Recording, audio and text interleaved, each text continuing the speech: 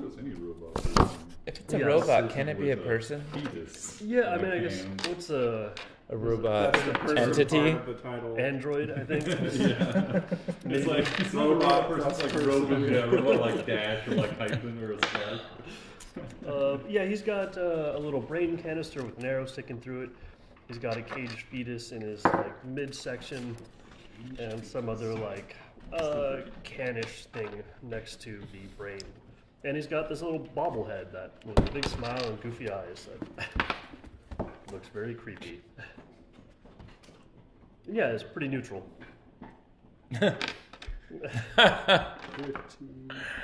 Yeah, that's how I would describe it. Your average guy making his way in the world. Making his way in the world. Mallory is your Kenku best friend. Everybody's favorite Kenku best friend. What? Are we recording yet? We are recording. Okay, well let's cool it on the Critical Role references because their review team has been coming down on that. Ah! Did I make a reference? Oh, okay, sorry. Yeah. It's a whole song now. So. Yeah, really? Yeah, they did a traveling montage song that was like the chorus was like about making their way. It was really good. It's hilarious.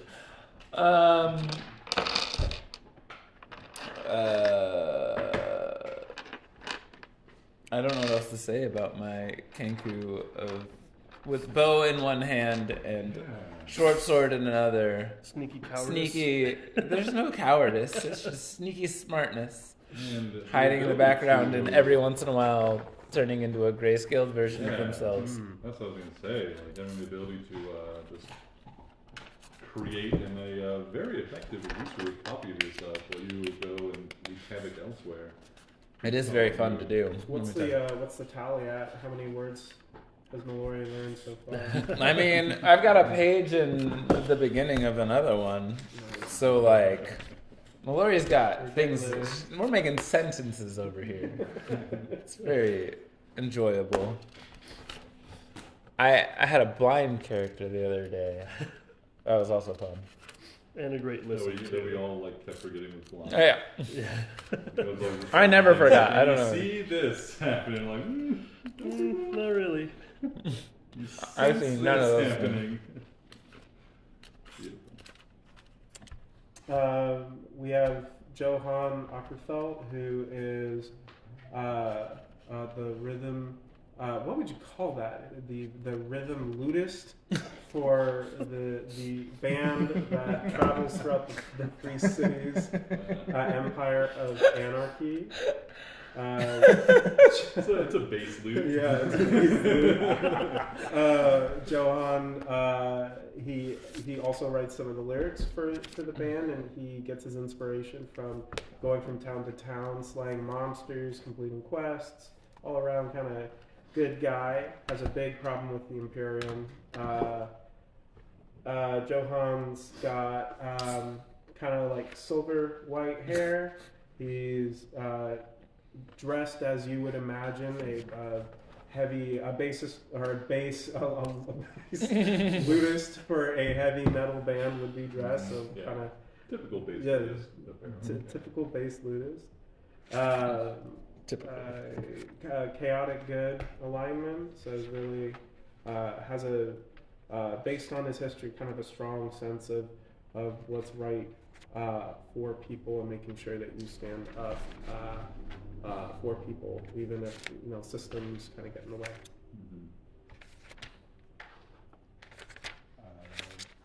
Solidarity Fireheart is a tiefling.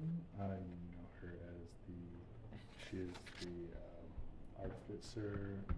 She's an artificer. Followed around by her metal companion, Helmut. It's a giant mechanical Layer boar. of undead monstrosities.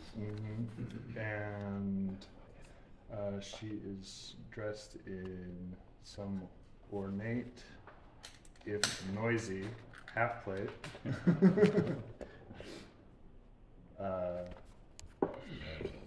And generally, you know her to be somewhat altruistic, generally trying to help out where she can. Just generally jack of most trades when it comes to mechanical objects. Nice. Very cool. I'm gonna go grab my computer charger real quick. Yeah, you guys can certainly begin. Yeah, just going over what happened last time. I'll be back just one moment. Jared, why don't you inform us on what happened last Yeah, time? could you fill us in, bud? Yeah. Sure, listen. From what I listened to, Oh, you actually, okay. yeah. Ah! Checkmate. Hence the reference to my noisy and shitty armor. It's fabulous. Don't worry about it. Well, no, half plate gives you disadvantage on stealth checks, so Mm. that's Yes, why it that does. was in. It's But, okay. You know, We forgive you. yeah. I'm But not that stealthy either. We're investigating a small camp. Yeah. And we think we're generally on the path of the people that went before us, but there's been some there's signs of some comings and goings around this camp, and also a slaughter and a ritual sacrifice of some kind, possibly. Mm-hmm. I can remember, I haven't gotten to the last 5 minutes. Did we ever do like investigations or anything? No, Mark cut you off. Oh. Yeah, so Mallory was scouting ahead of us. We were following close behind.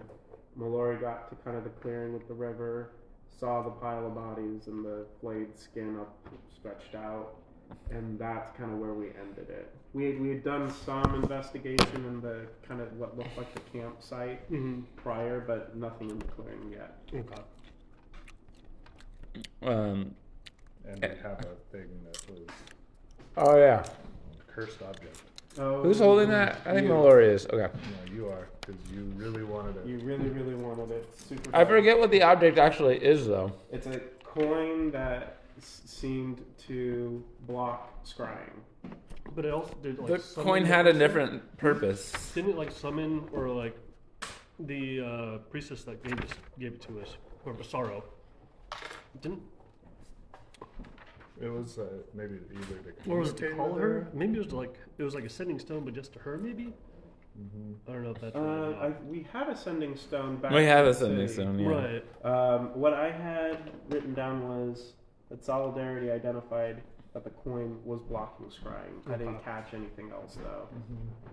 I know she like said a prayer or a blessing or something into it, but I didn't know if it like served a purpose. Like we could.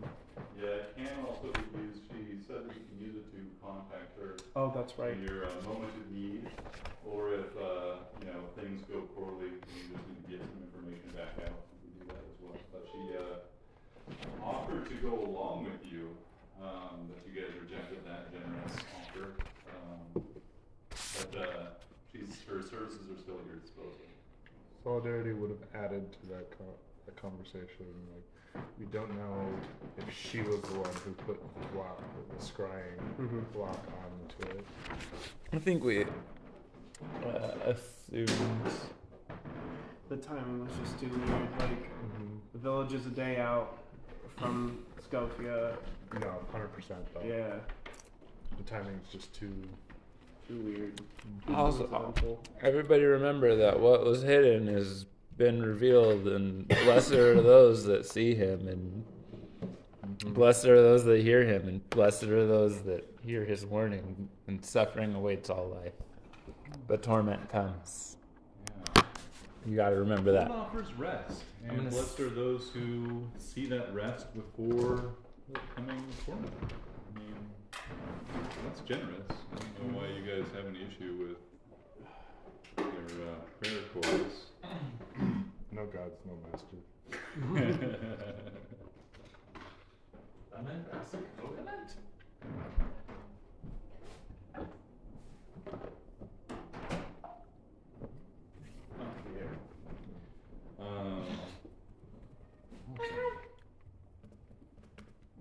Yeah, she left you guys with that token, and you guys went on your way from the village. Went on our merry way. Getting merrier with every new body. Speaking of bodies, Let them hit the floor.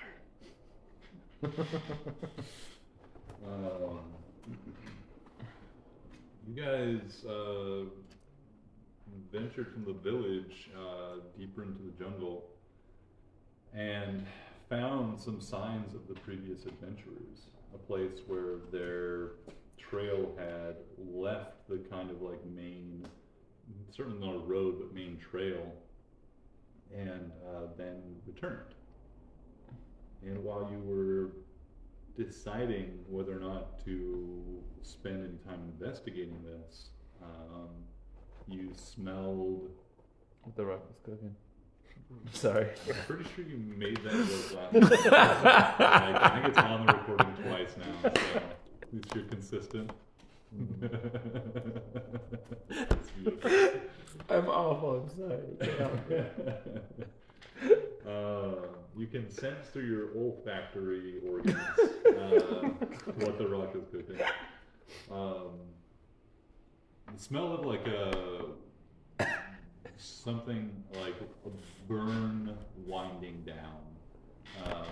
Something that had been burning after you would guess, given the timeline that you know, after the last group had returned to this path and gone on to meet their fate.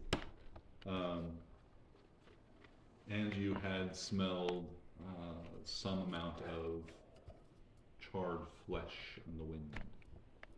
You followed the trail towards a small little encampment and a creek. What do you all remember about that, where we left our session on? I was running ahead of everybody, and there were bodies. That's all I got. There was one that was stretched out between two sticks, or Mm-hmm. had that fallen, or was that still there?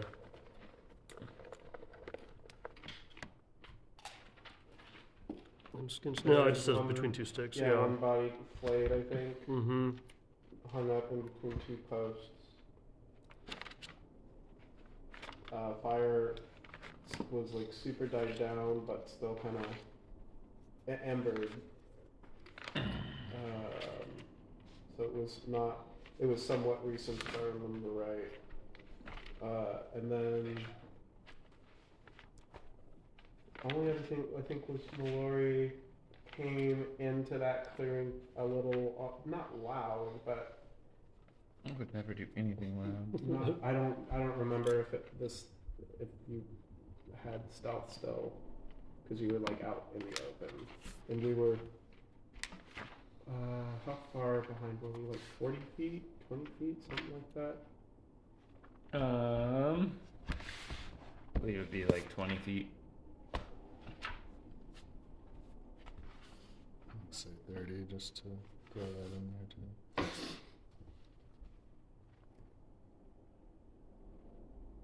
She would probably be sitting in the back of everything.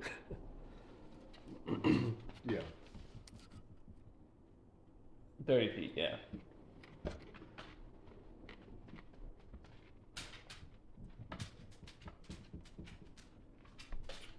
There was also a treasure chest that was right next to us. Yeah, you said Yeah. that there was a lot of really great gear Yeah. Yeah, I remember that. More magic actually. items. ready to go. Yeah. Yeah, wow. I Yeah. don't remember that, but A I Vopal- trust you guys. Oh, you didn't listen to the recording? It was a Vopal short sword. I remember that. That's right.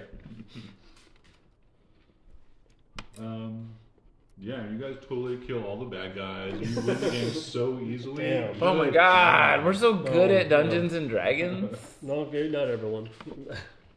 Isn't it fun that way? Wait, doesn't he not have to go home? Yeah. Yeah. So, any other chat? Any other chatter or questions from me or anything? I think you guys want to get straight before we resume again. Here in this strange, little burnt out camp. Just one quick thing, because I'm a lore nerd. I didn't catch I caught 4 of the 5 names of the 5. I have Azeth, Erzeth, Helm, Saborns, and Kellenborn. Mm-hmm. Which one did I miss? Pretty close on those. Azeth, Azuth, Helm, as you would. Ilmater, Illmater. Kellenvor, Kelemvor. And Savras, Savras. Thank you.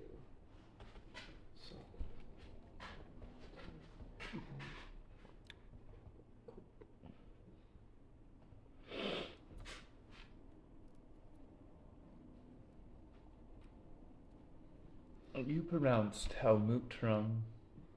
Pardon? Helmut. Neat. All right.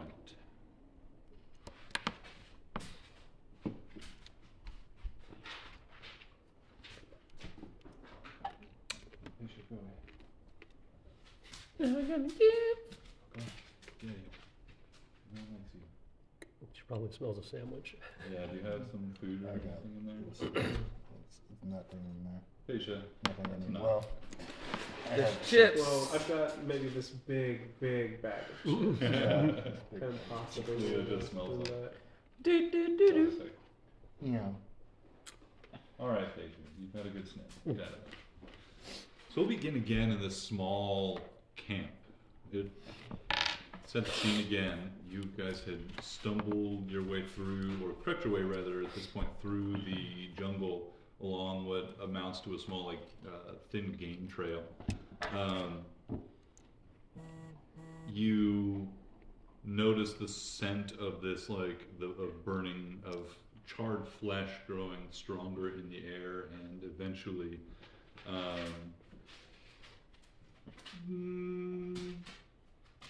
Mallory. Mallory.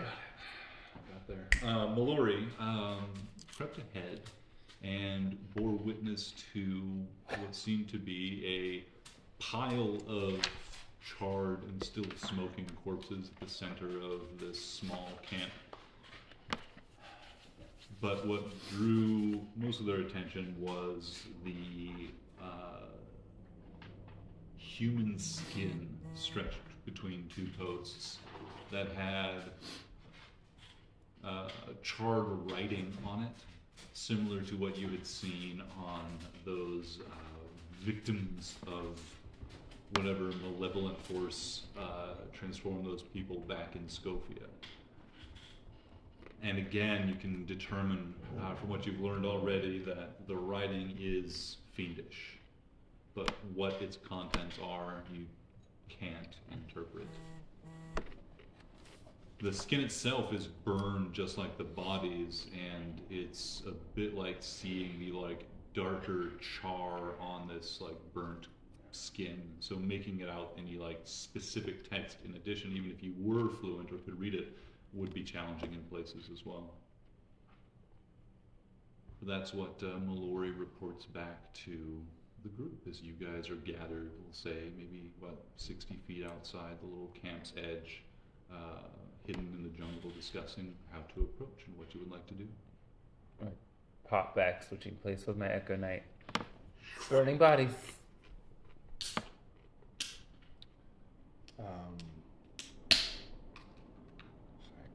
Do you see any immediate threat?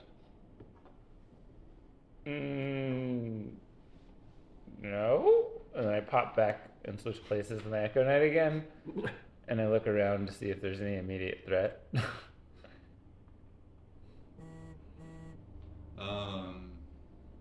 Where did you leave your Echo Knight? With them. No, now. So now you have Oh, we swap right now places. it's back Like at 30 the feet back encampment. towards the camp. Okay, just 30 feet.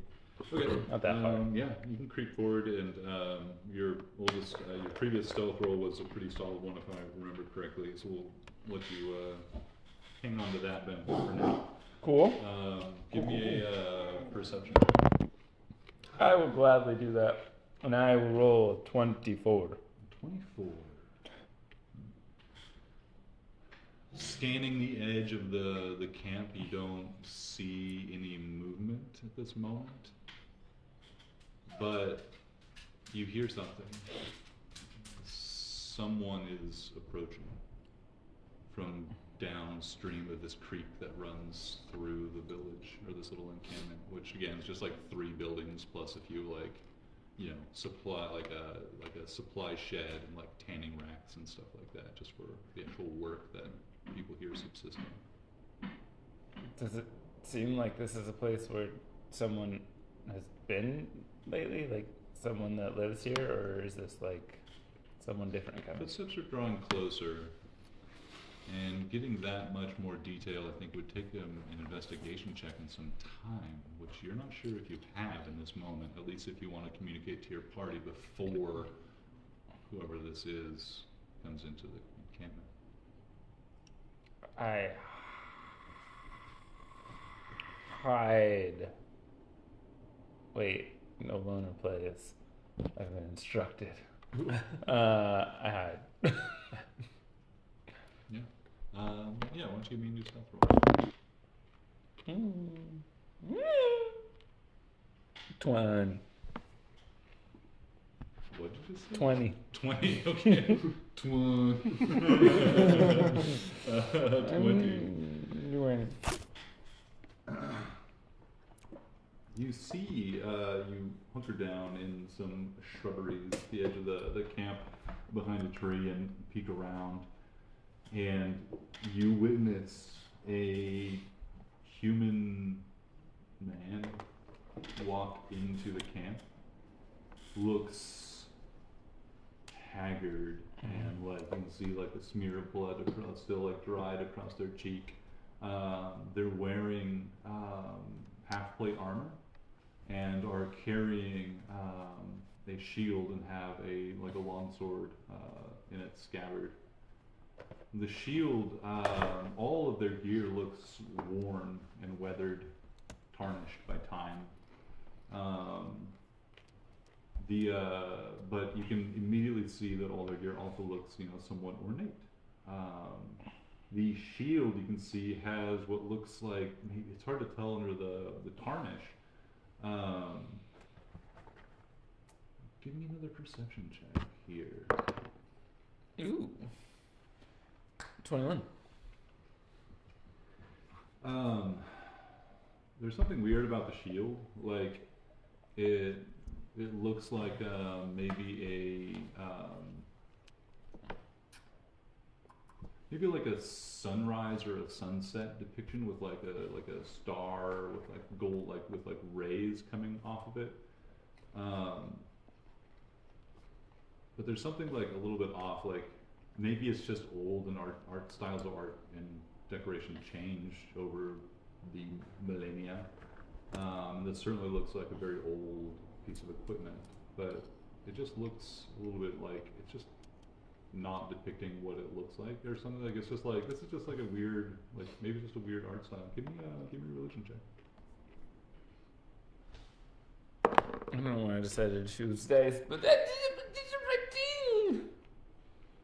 17. 17. You're not sure. Like Damn it's, some like very old iconography and stuff for the gods and whatnot have changed over the countless years. So you're not sure what the problem is. But it looks a little odd. Hanging on their arm a little bit weird. But they step into the encampment, and you can see their shoulders slump as they look on the wreckage and the burnt corpses here. They mutter something to themselves, but I think at this point, across the whole place, you're a little too far away to hear. Well, you got a 21 on that most recent, on that perception check. Was it like Yes. 21. I'll given that, I'll say that you hear. You can't hear everything that they say, but they do say, "Lathander, shine your light upon this town, or upon your people."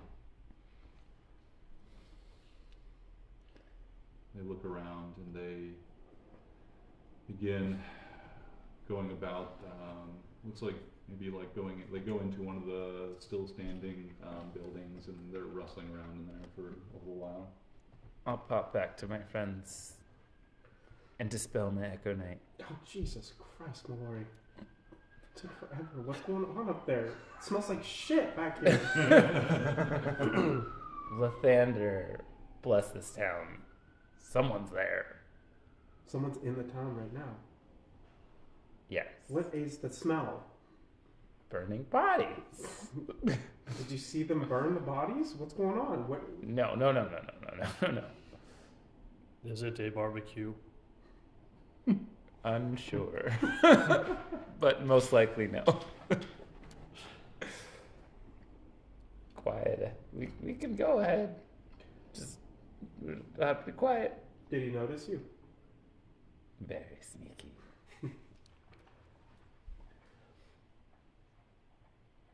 Did he? Praise to the Thunder. You'll have. Who is that? That name is not familiar to me. I don't know. Lathander is a god. One of the 5. No, it's not no. right. No, it's not That's- right. That's not no. No, wait. Lathander is Not one of the 5. Old god?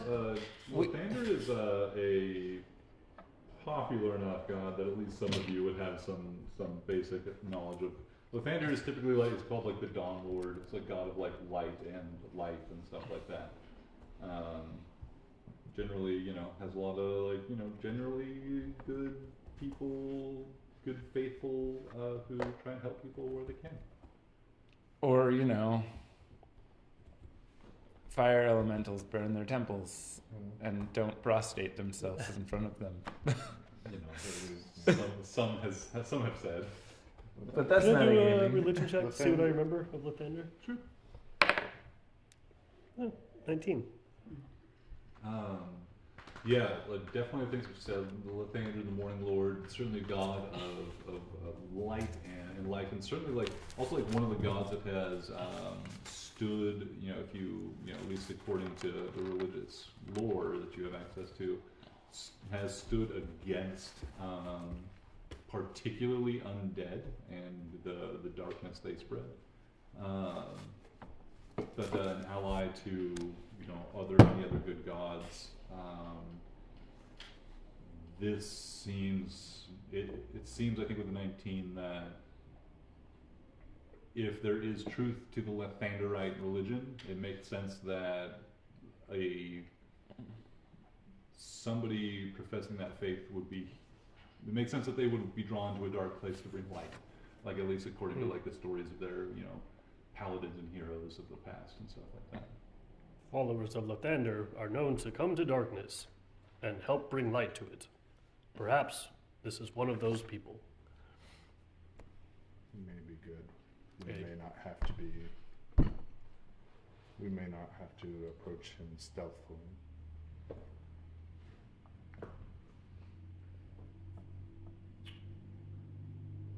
Lathander, I slowly start creeping backwards.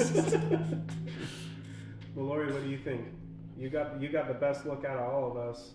Hearing GI explain about Lathander, do you think we should approach him? Yeah? Do you think Be we wary, though. be wary? Be wary.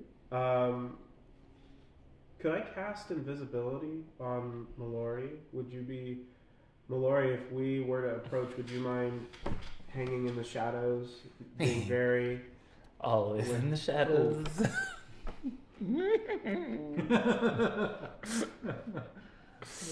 Mallory has heard someone say very creepy, always in the shadows. Beautiful. By all means. Okay, cool. So I'm going to cast invisibility at second level. Shit. Does that increase the number of targets? Creature you touch Oh, I think becomes second level's invisible. the Yeah, best it's level. concentration up to 1 hour. Anything the target is wearing or carrying is invisible as long as it is on the target's person. The spell ends for a target that attacks or casts a spell. Can we define spell?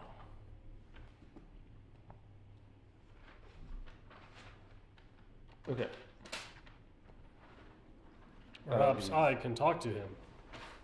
You did really well with the priest in the last I mean, in the I, end, lo- I in the love end. the approach, Joe. Yeah, we got your back. Go for it. Can I cast? Would that work? I don't know if that would work. I got your back. I'll. If I feel like the conversation isn't going the right way, I'll break out the horn and maybe we can inspire the person in the town. We'll see what happens.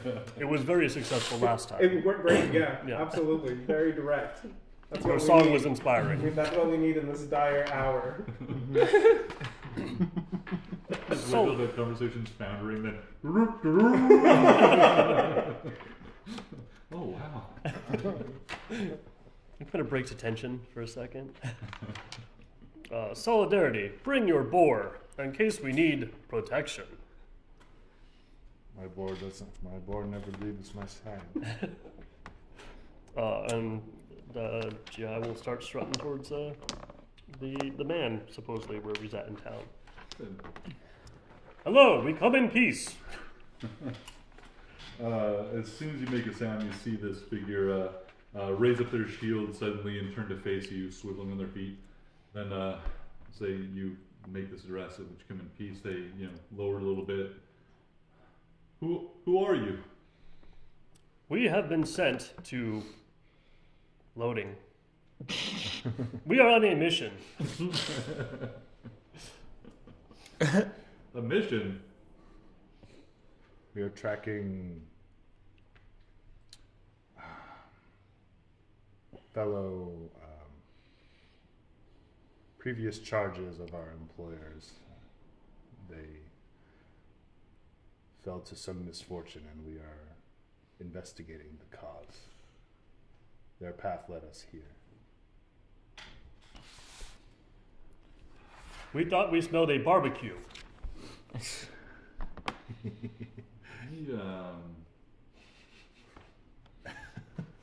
Just this. Give me a persuasion check with disadvantage with that last line, please. As this person is taking in the sights of, all these burned corpses still smoldering here. Is it at all possible for me to cast Bardic Inspiration? I think absolutely. Yeah. All right, yeah, we're gonna absolutely do that. Okay, it's a 3. Oh. Wait, plus 8, so it's 11. So you can add a 1d8 to that roll. You so. Doo-doo-doo. 5. So that'll be 16. Well done. Yeah. Looks at you and says, shifts like uneasily for a moment. That's just like taking in this obviously like for a moment at least insulting thing or something that you said that has insulted them or their sensibilities, and like looks you over and says, I'm not sure how much time you've spent around people like me, but we don't take kindly to jokes about cannibalism. My apologies. My nose sensor is not as well equipped as your own. Well, so long as you have come here not to spread any more of this darkness, perhaps we can be of use to each other. I'm heading deeper into the jungle. There's a place of great evil that doomed my community here. This is your community? What's left of it? What happened here? People went crazy. For some time people have been having nightmares, sharing nightmares. People imagine or dreaming themselves writing into a book words they can't read, and that book swallows them whole, devouring their soul. People have been dreaming of something cold and dark beneath the ground, waking up.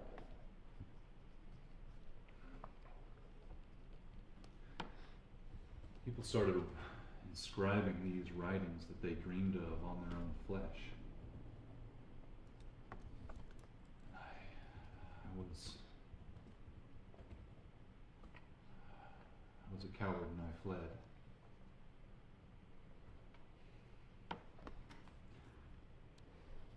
It was difficult to face such evil alone. Don't worry. I felt like the sun wasn't rightly in the sky. Like its warmth hadn't been coming down for some days, and even now, and you guys have noticed this too, that the sun feels weak, so like cool, and it's and even direct sunlight. And right now, it's just a little bit after midday,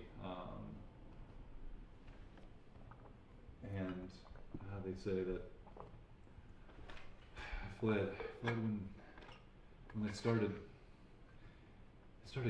taking Luca's skin while she was still alive, writing in it, and that's when I knew I had to run. There's a place, and he kind of stands there and shifts uncomfortably in this armor and gear that he's wearing, and says, there's a place not far from here, there's ruins and tombs and ancient stuff all throughout the jungle, but there's place not far from here that we've set up a little cache, which we have throughout in case people get lost or trapped or hiding or need in danger and need supplies. I went up there and hid. And the damnedest thing happened. The light broke through whatever haze, whatever's keeping the sun, the warmth of Lathander from shining on us. It broke through on me in that place. I fell through the floor. And I found a tomb. An old Templar, a hero, it said. The hero of the light. I think I've been chosen for a mission. To go and bring light to whatever darkness has caused all this. Taken up the arms of one of Lathander's chosen, and that mantle is mine now. And if you folk have come here to bring some light to this evil, then maybe that was destined as well. Maybe you all are chosen by Lathander. And maybe we should work together. So whatever evil this is, it lurks not just up in the jungle, but its shadows, its tendrils are reaching into the hearts and minds of men, women, and children even. I will have to have a private word with my companions. What is your name? My name's Cormac. Cormac Thalos. How do you feel about the 5 divines? I won't deny that the Imperium's Crusaders have done a good job of, up till now, of clearing out the undead from our lands. But I've heard things about the Imperium that don't sit right with me. And that's why a lot of us have come out this way. A lot of us found themselves as part of the world as the Imperium isn't. Sorry if this offends you all, but the Imperium isn't for everyone, at the very least. And their gods, they keep saying that their 5 are the only ways to salvation and protection, but the 5 didn't shine that light on me. The 5 didn't show me the way to that tomb and these relics that I'm now wearing. It was Lathander that did that. So 5 haven't done me any wrong, but Your request is pending. We will get back to you at our earliest convenience. And he kind of walks off to go huddle with the others, relaying the information. And I'm sure they all heard it as well. Cormac goes back to, it's like, looks like they were gathering some supplies and things, just like gathering a bag of like, dried food and whatever else, and water and skins and stuff for the journey ahead of them. Could I do an insight? I want to just see if I can see if he's telling the truth. What are you inciting here? It's story, if it makes GI. sense with what GI knows about people and the religion, if this is something that sounds legit. Yeah. With that religion check and that roll, like, there's certainly an earnestness to this person, at least in their appearance when they come off, and it seems genuine. And this certainly does fit, like that earlier roll, your religion roll. This does fit within the kind of like tales and schemes within the way that Lathander has worked in the past, like a brilliant ray of sun penetrating an otherwise dark place is a telltale, like, yeah, this is like, like classic, Lathander mythos stuff. So this all, it seems to make sense. Whisper mode engaged. He seemed honest. What were you rolling your insight for there? I want to see if he was telling the truth, but I rolled a 1. It's hard to tell. They're, obviously uncomfortable and in the, deeply, like, emotionally aroused state. Like, they're saying their home was just burned and all the people that they lived here with are now dead in a pile right here. They're obviously worked up and emotional, so it's hard to tell. Are there houses around here? There are like a couple like actual like standing like structures, but they're more like some like tents that you can see that have been put up. It looks like there's probably a larger population of people that like come through here and stay a little while than people who actually live in this little encampment. But there is like one building that looks like it had been used for like a more permanent residence. But otherwise it looks, pretty tiny, pretty small, more for like hunters and stuff and whatnot. People who are working out in the jungle and stuff like that. Invisible Mallory is going to be looking through those places while this conversation is taking place. Okay. Yeah, why don't you give me a stealth roll? Do I have advantage since I'm invisible? No, I'll just account for the invisibility. What you're looking for here is like if you're making any tripping, knocking anything over in your search, giving any sound, it's any evidence or sound of your 28. 28? 28? Very good. Solid. I'm sorry, I was looking for 30 or higher. Yeah. Old Cormac here has ears of a fox. You deftly step quietly through this space, pilfering through there's obviously some violence occurred here, and so there's already been some amount of like, tearing through things that you're not sure all of what's happened, but like, definitely skirting around, staying on the other side of the camp at any point from Cormac, and you stay hidden. Cool. He had mentioned like a tomb for someone that was devoted to Lathander. Do I, given my travels, do I know anything of like the history in the area? Do I know who he could be talking about? Yeah, give me a history or religion check, and you can do it with advantage if you're proficient in both of those. Proficient in history. Yeah, history roll. In the history with advantage? No. Okay. 17 plus 8 is 25. 25. And I'm sorry, did you ask? I want to know who the dead guy is that, Yeah. that he allegedly stumbled into his tomb.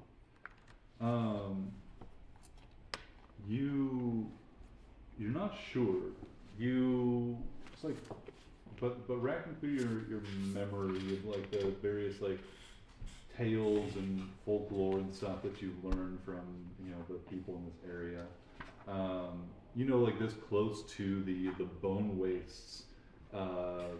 There's definitely going to be like a lot of like ancient ruins and like battle sites and stuff.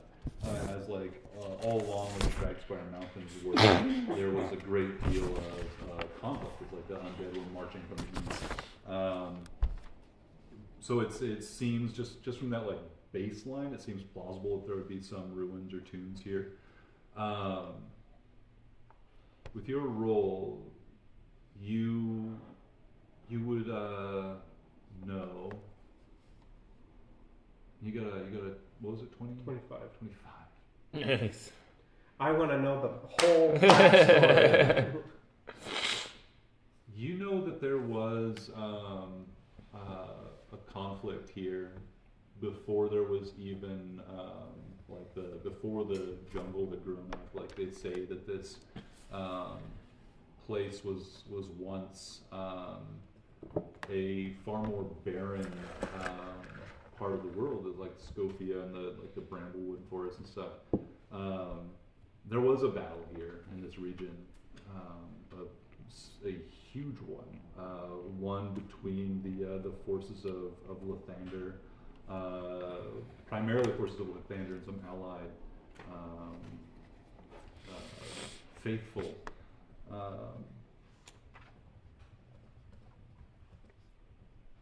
Where a great battle was lost, the forces of Lathander, the forces of light, were defeated in this area.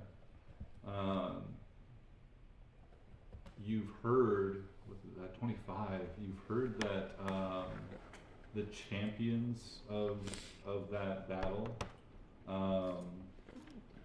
were all lost. The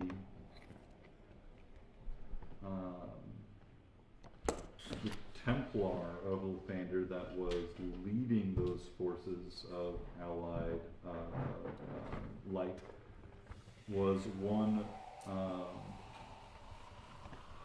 Rene Vacon.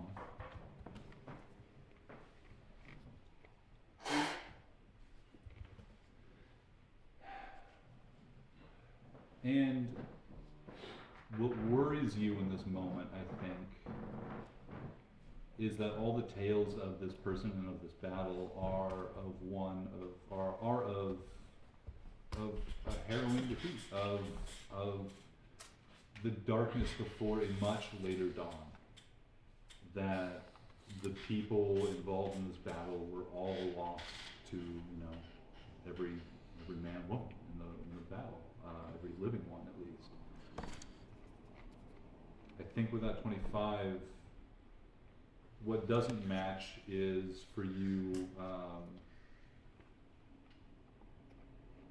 it makes sense that there would be some former heroes of Lathander buried in this, or having died in this place, but who would have been left to bury them? Yeah. Who would have been left to erect a tomb? And that, I think, is the part that you're like struggling to make sense of. So given that, I want to kind of share the little history dump with Solidarity and GI, just to, hey guys, this is kind of the history of the area, and share my confusion and concerns around what he's saying, and the armor that he is wearing. It doesn't quite line up with what history tells us occurred in this region long, long ago.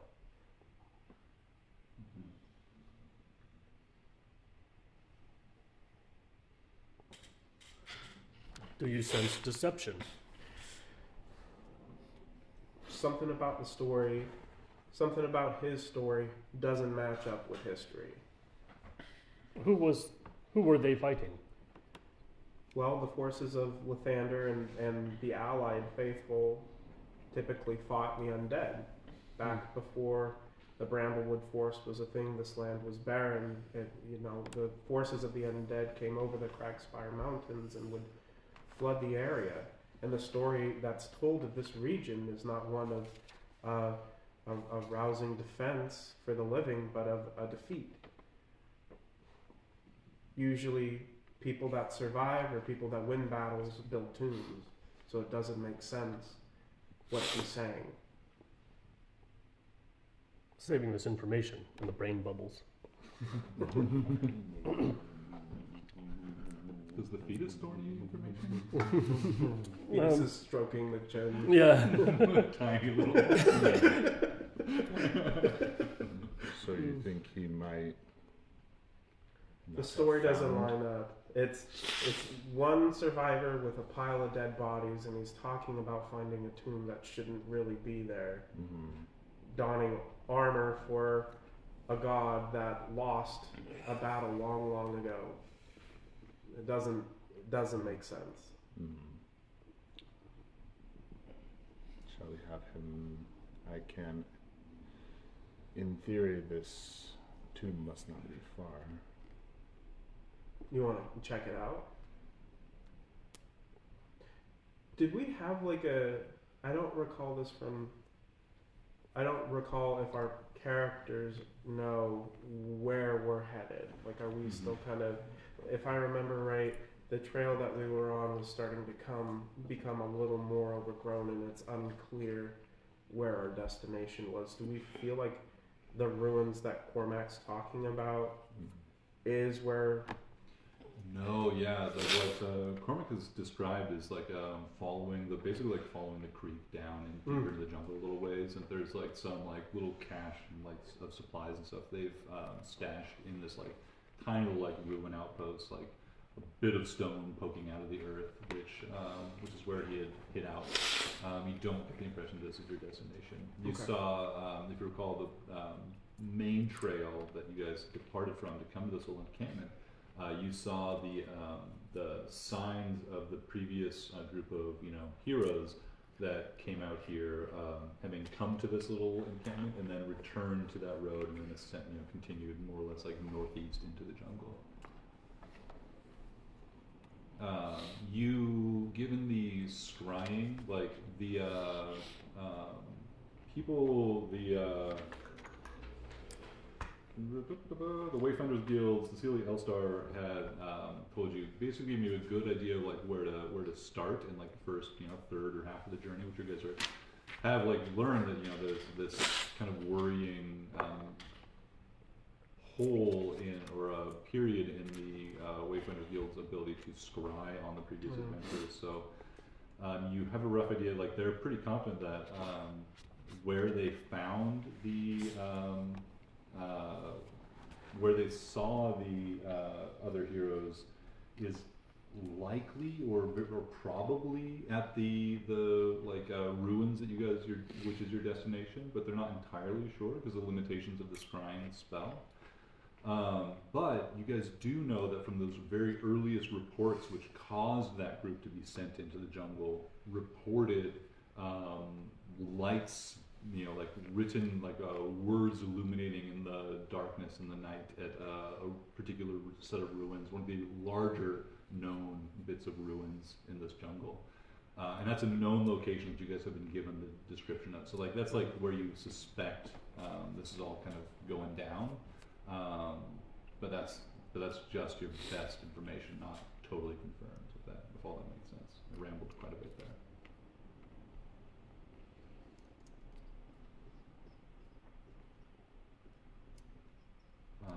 I'm gonna go pee real quick.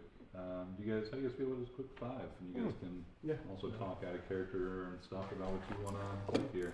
Body break. And we'll come back with Mallory doing a little investigation check here on the ruins. A little thievery check. Yeah. Would never steal from the dead. Never in the Like shadow. of all the people to steal from, like the dead. I mean, They're not they do using that it. shit. This guy just stole a dead shield. A shield from a dead guy, so Not fair. stealing if it's gifted you by a god. he didn't say gifted. I think, I would probably just run the numbers and say, yeah, it would be good to have another person along, but he's pretty indifferent to whatever the decision actually is.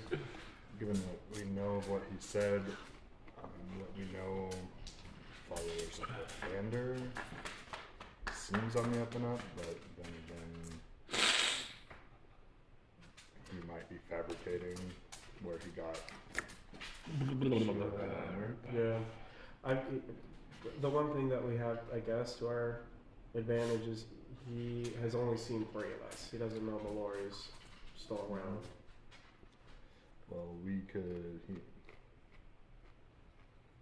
And so, in theory, one of us could watch him while we go look for this tomb. Yeah, I mean, we told Mallory, like, hey, keep an eye on the home. Oh, she's keeping an eye.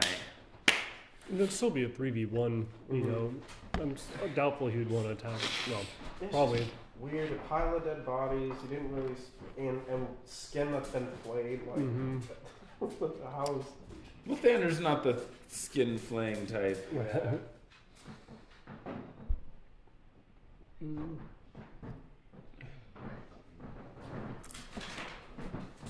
Well, I mean, he probably knows the lay of the land. Yeah. Maybe he'll do a point us to where we had the bodies described to us, maybe, or something. We can ask about the bodies and then see if he knows the temple that we're looking for. Since he said he's been part of this community for some time, so he might know the area a little better.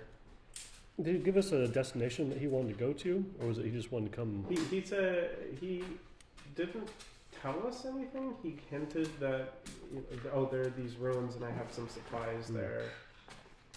And he said he wanted to join us.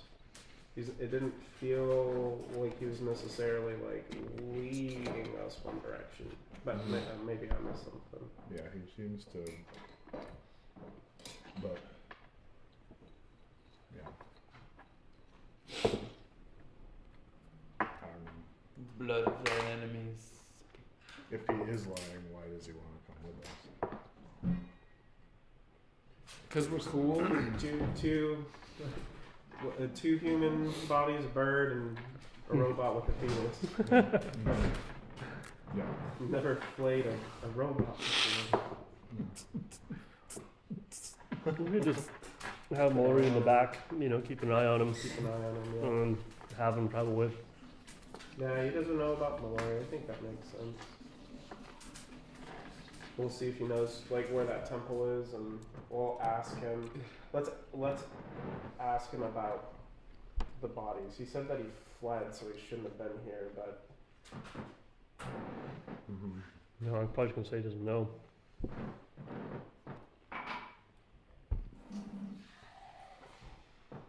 Mhm.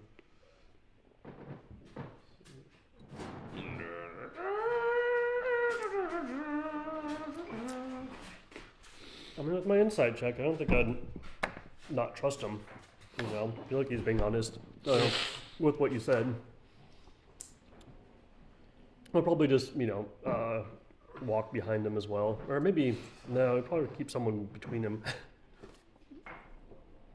Yeah, I'll stand near the boar.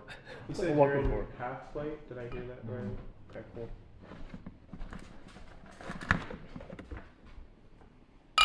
Ah, Is there a better armor you would have preferred to get? Huh? Is there a better armor you would have preferred Better to get? armor, one that just doesn't clank the whole time. Well, I'm Yeah, you want medium armor, right? Yeah. There is one medium, like one of the best medium armors does not do this, man. It's like a breastplate. Yeah. breastplate. I a could little change. handy. You're welcome to have a breastplate. I mean, if we're gonna be having this dude with us that clinks around, it may not matter. Yeah. Well. Sure. I mean, I that would lower my AC, but yeah, This sounds like some DM trick. my dex is. Yeah. Because I enhanced it with one Plus of 2 my dex. infusions. Mm.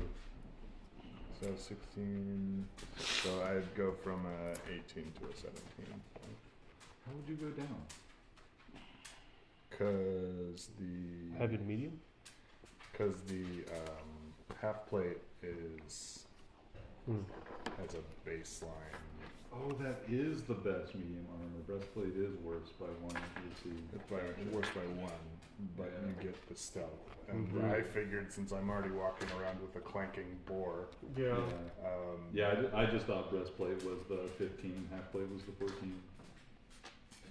I'm right there with you. Johan took heavy metal very literally. yeah, So there's really no so it's, health check. there's Are really you wearing plate? I don't. It was either plate or chainmail. Let me take a look because cleric has got proficiency with I'm heavy. gonna go heavy. Heavy armor cleric is so fun. yeah. I figured my character can't be good at everything, so it's, Oh my God, dude, College of War. Full plate, No, prom you- nubbler. yeah. You need to be heavy armor. You need to have heavy armor and also stealth better than the rogue. Yeah, I can. Nobody's very much stealthier than Mallory. Always in the shadows. How is this? It's so warm upstairs. You guys want me to? I'm thinking I'm gonna turn the heat down a little bit. No, I'm so comfortable right now. Okay. Well, I'm still gonna turn it down just a little. Well, you do whatever makes you happy, Mark. This is your house. You are also I'm gonna the try to see if I dungeon can, master. if you'll let me look at his shield. Because one, I want to look at it for Don't steal the man's shield. Armor and weapons. Are you good at deception? Oh yeah, that's a good call. No, I just want to see it. Yeah. Yeah. I could offer to possibly if I might be able to Fix it enhance up. it. Yeah. That's the ornamental Lathander. She needs to be looking Crisp. fly and crisp as possible. Can't let your god be tarnished like that. Yeah. so we're gonna let him come along. I think so. I think so. We're just super wary about it. Mm-hmm. So he doesn't know about Mallory, allegedly, and then we're not. You had a really good suggestion, right? Where he's not going to be in the back. Mm-hmm. He's kind of more center of the party. I say maybe you can throw him in the front. I mean, if he's gonna be leading us somewhere, Yeah. this way we all have our, eyes on him. And then the checklist is you want to check out the armor, and then we want to see if he knows like where the temple is a little more specifically. Mm-hmm. The shield looks like it might be. It looks like it's an artifact at the very least. So I'd be interested to see. What do you mean? Because I'm from the Smiths Guild, all that, so I have that excuse. Admiring craftsmanship. Yeah. GI turns back to him.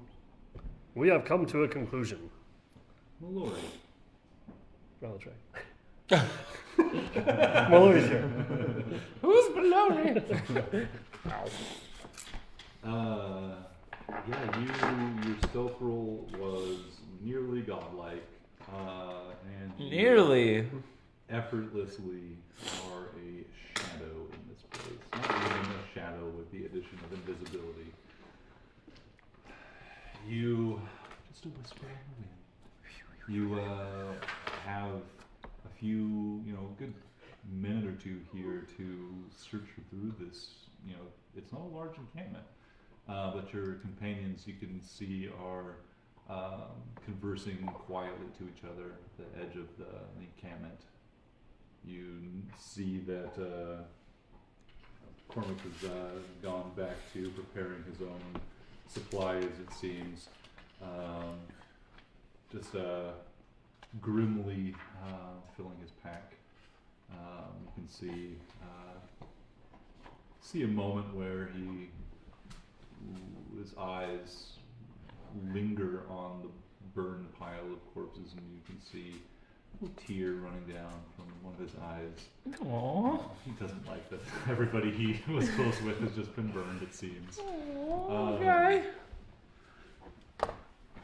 But is there anything in particular you're looking for as you search around here? Just what, not really, just what was here, was it like a fishing village? Anything interesting? Any signs of Lathander or this guy being here before?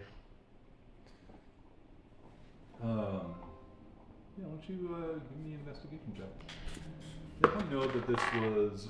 That went way further than I wanted to. That's a natural 20 though. Yeah! It counts. Already ruled. Heart of the cards. Yeah, you definitely know that this is a hunting camp of some sort. Like that's what it looks like. That's what it's primarily set up for is bring back the bounty of the jungle and sell it off in Scovia most likely. Right. You search around the camp, just kind of like staying on basically the opposite side of the corpse pile from McCormick. And searching around, natural 20 for a total of what? 20. 20? Yeah. Okay. Well, it's still in that 20, so It's that's still gotta be in worth that some 20. juice. You look around and find that certainly a great deal signs of commotion here. There was what preceded the burning pile of bodies was a slaughter. There are splashes and sprays of blood all around this place. You can clearly see where bodies were felled and then dragged to the pile to be burned. This was a modest community.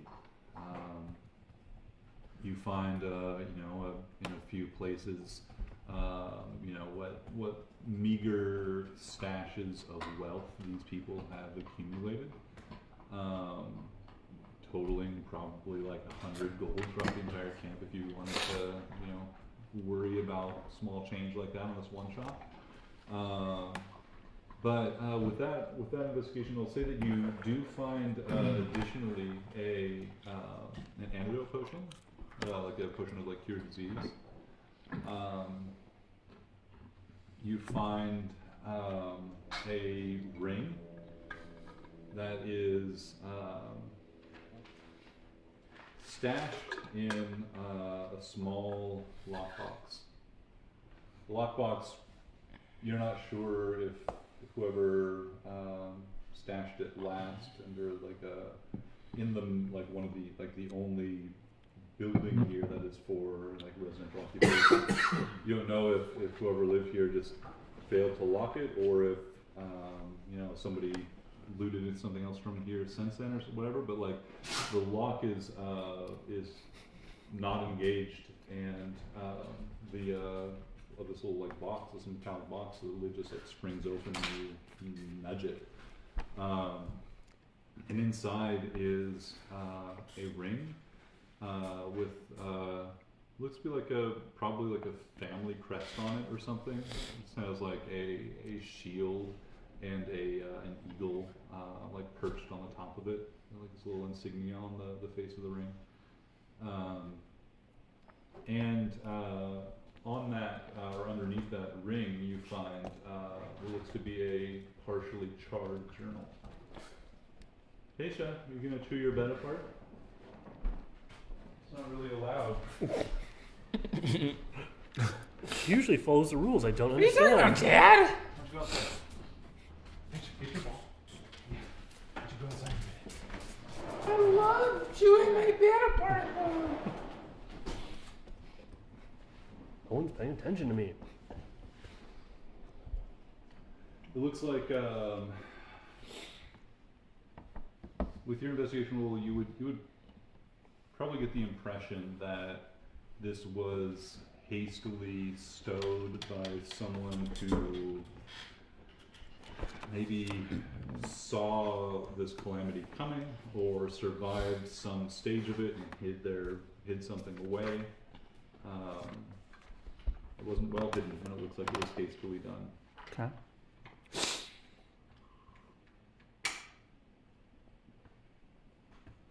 What's it say though? The journal. Yeah. I say that finding these things and moving as carefully and quietly as you have I think you found this journal right around the time that you, your companion GI, you begin speaking to Cormac. We have made a decision. You may come with us. We request that you stand at the front of the group. Pleasure. I think Lathander has chosen me to be the vanguard of light against the darkness. I will gladly lead the way to the seat of evil. Would you be willing to show us the tomb you fell into? I certainly can. But I've already taken the things of value from that place, and I will only give the darkness more time to prepare for us, more time to fortify its position. What is your destination? There are ruins known to the people here, known to me, deeper in the jungle, north and east, along some trails lead to it, or past it nearly. I can take you there. It's the place that the people here saw in their dreams. Would you be comfortable with my friend to investigate your shield? I can investigate it, of course, but as I said, I believe that Lathander has chosen me to wear these instruments, wield them. Understood. No, we simply, it's not often that we see artifacts like this, especially Indeed. of the age that that they appear to be, and it seems to be well made. As an admirer of craftsmanship, I just wanted to take a closer look at it. And perhaps, as you are new to it, I might be able to identify some capabilities that it doesn't have, as it's my profession to know these things. Well, any chance to wield the light better is something I'm eager to take. By all means.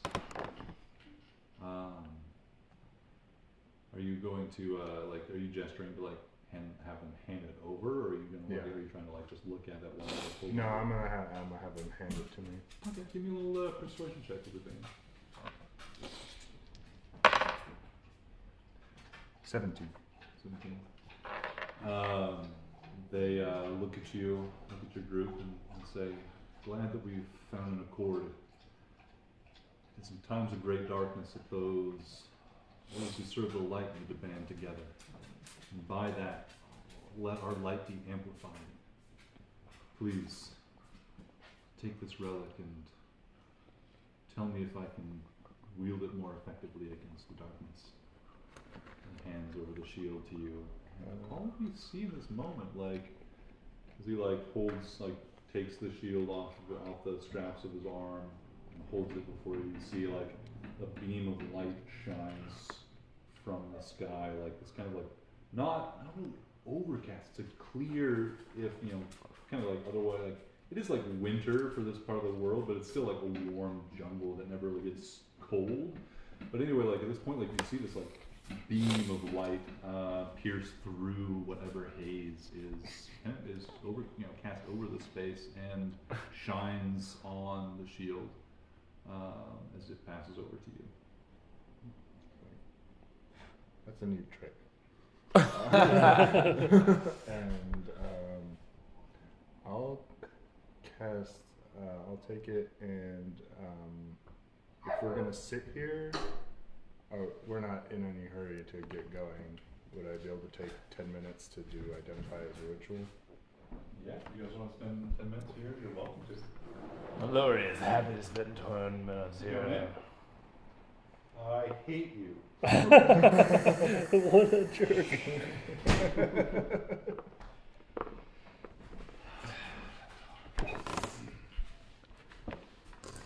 She'll be back.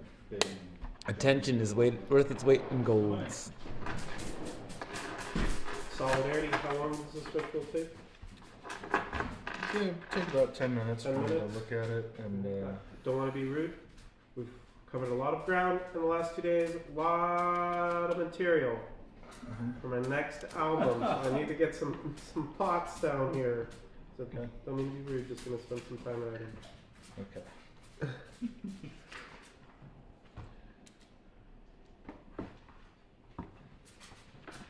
You can use your class feature, write some fire lyrics.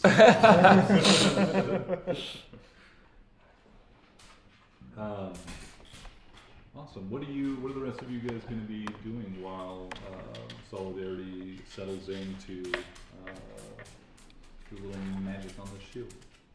What are you casting on it? Identify. I'm casting Detect Magic on it as well. I'll sit across from you. I'll perform a ritual. Oh, this is a fun scene. This is a So very we're- fun we're scene. around it, just kind of. We're holding hands, just spinning. I'm chanting an infernal.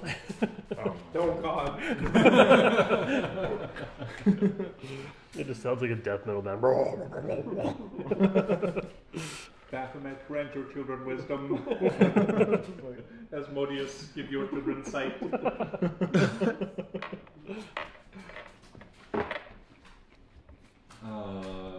And Mallory?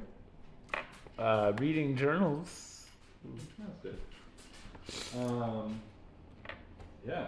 And whereabouts are you guys each going about your stuff? I'm probably 10 feet away from them, or so, 5 to 10 feet away. I would instruct my, while I'm focusing on this, I would instruct my helmet to keep an eye out. Oh.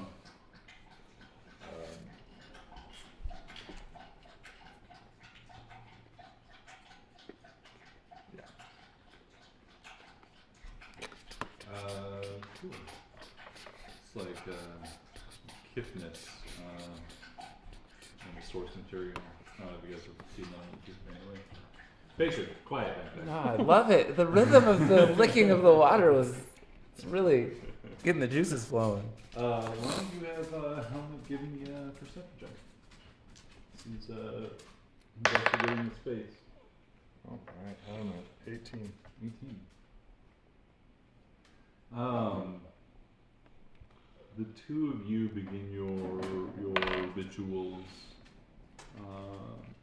while Johan begins taking notes and working on some bars. Mallory reading the journal. In the journal, Mallory, you see the writings of someone terrified, growing terrified and desperate.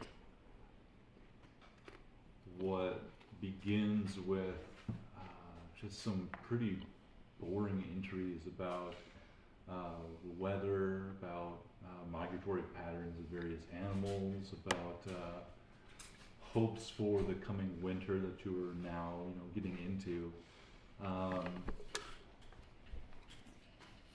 finds a strange turn in the last few days, with entries scattered and far less coherent and no longer dated. There is a flurry of entries in the journal that this person is likely, the last dated entry is about 5 days ago, and there are as much space has been taken up since that last dated entry as has taken up in the last month or longer. Maddening scrawlings of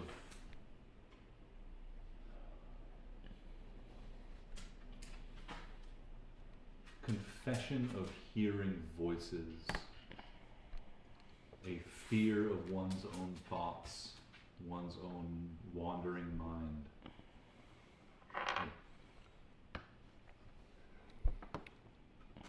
A terrified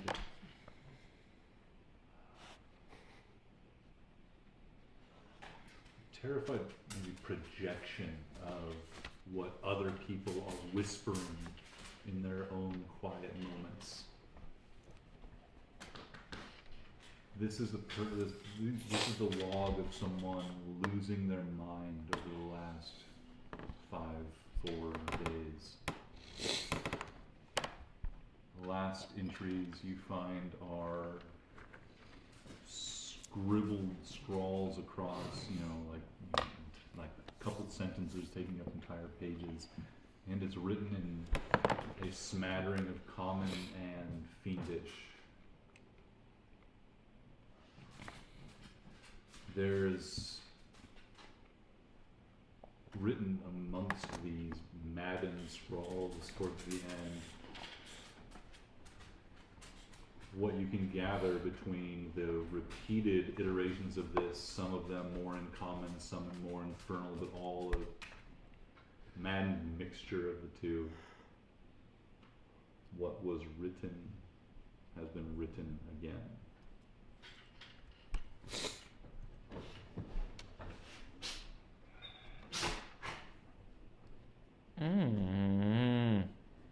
Oh shit. You read also God, No metagaming, Joel. I'm not. The faithful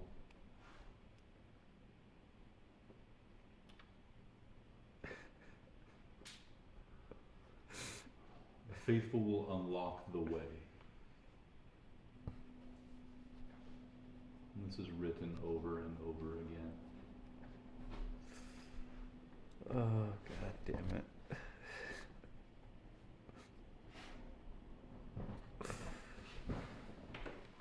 Patient. God.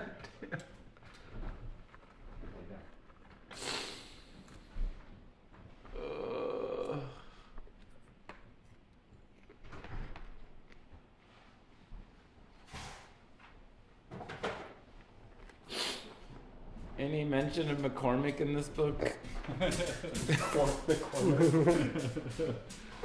No. No. I mean, probably like somebody like scanning through like the older, more boring posts or posts. It was old books. We gotta get back to like when I was a teenager, you know, Yeah. the good shit.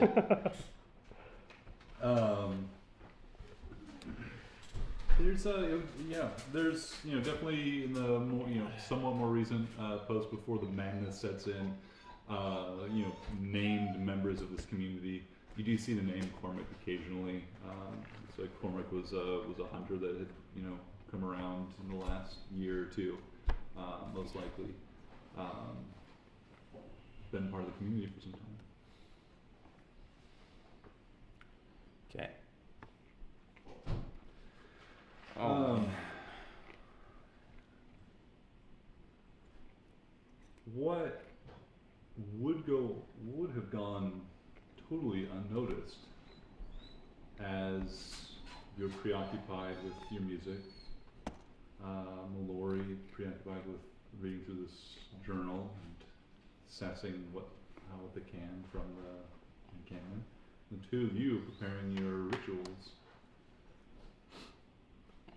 Your casting of Identify is not quite interrupted, but at least your attention is brought away from that incantation for a moment as Helmet comes up and with a little huff nudges you with its enormous metallic head, and like nods towards the pile of bodies. You see that they look like they're moving a little bit, not like standing up or anything like that, but like you can see that like the pile of bodies is just like shifting a little bit. You see crawling out from it's like the flap of some charred tunic. It's like a slug.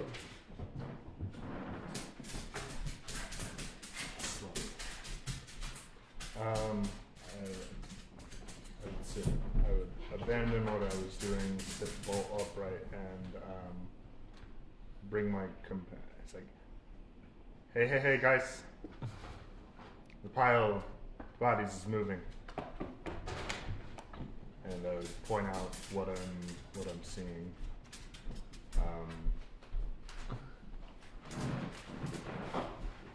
Grabbing my hammer and start and approach it. What time of day is it? It's, early afternoon. You guys arrived here a little bit after noon, and not a huge amount of time has passed. So probably like 1, 2 p.m. Keep in mind though, the days are a little bit short at this time of year. As short as they get in this region, but still fairly long by Pacific Northwest standards. I'll stop my ritual and cast aid on the 3 of us, visible ones. Yeah, I was really in the zone, getting some good stuff down, but the warning catches my attention, so I put down my book and draw my weapon, ready to go.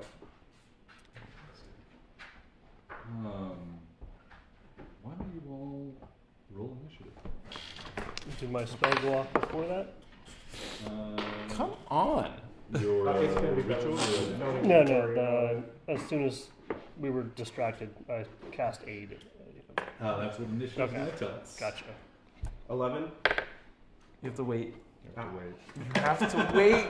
Just do it anyways, he'll yell at you, but he loves it, we love it. I always want to shout it out. My initiative is like +2, so anything above 10 is real. Mine's a -1. And I roll like hot garbage. Alright, solidarity. 17. 17. Helmet goes immediately after me.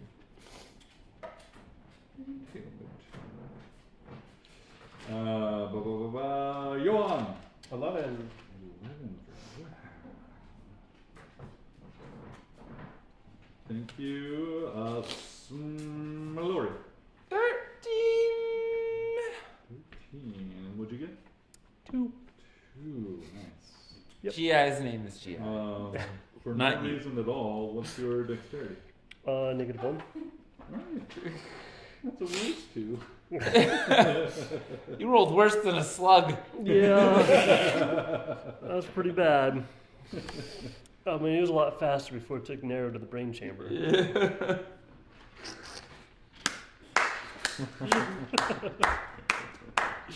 Just take some skooma and you'll love you need help with groceries or anything? Great. Well, in that case,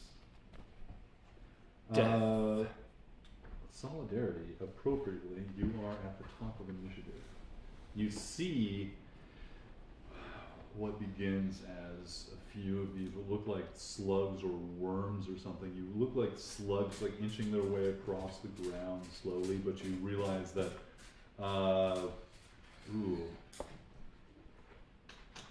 any of you can give me a nature or survival check to help identify what these things are as your attention's drawn to them. Can I Yes, see them? I thought I'm in a house.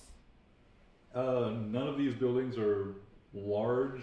You could easily just like move your head a few feet and then see outside. So feel free to make the roll. Nature? Nature or survival. 19. Nature. What if I'm 15 proficient in survival. both? 15. Inconsequential. Okay. 13. 13. 12, sorry. Better math. Solidarity. These look very similar to like common cadaver worms. Worms that are drawn to the places of decay, corpses to consume them. But these are not cadaver worms. You see more of these things start crawling their way out of this pile, and then you see it. When the bodies begin to just like lurch up, ash and charred flesh being shaken from them as they climb to their feet. One of their arms just like breaks, having been like weakened so much by the fire, and you can see like where the arm is broken. You can see some of these like cadaver worms spilling out of that broken space, like pushing then against the ground, pushing this thing up.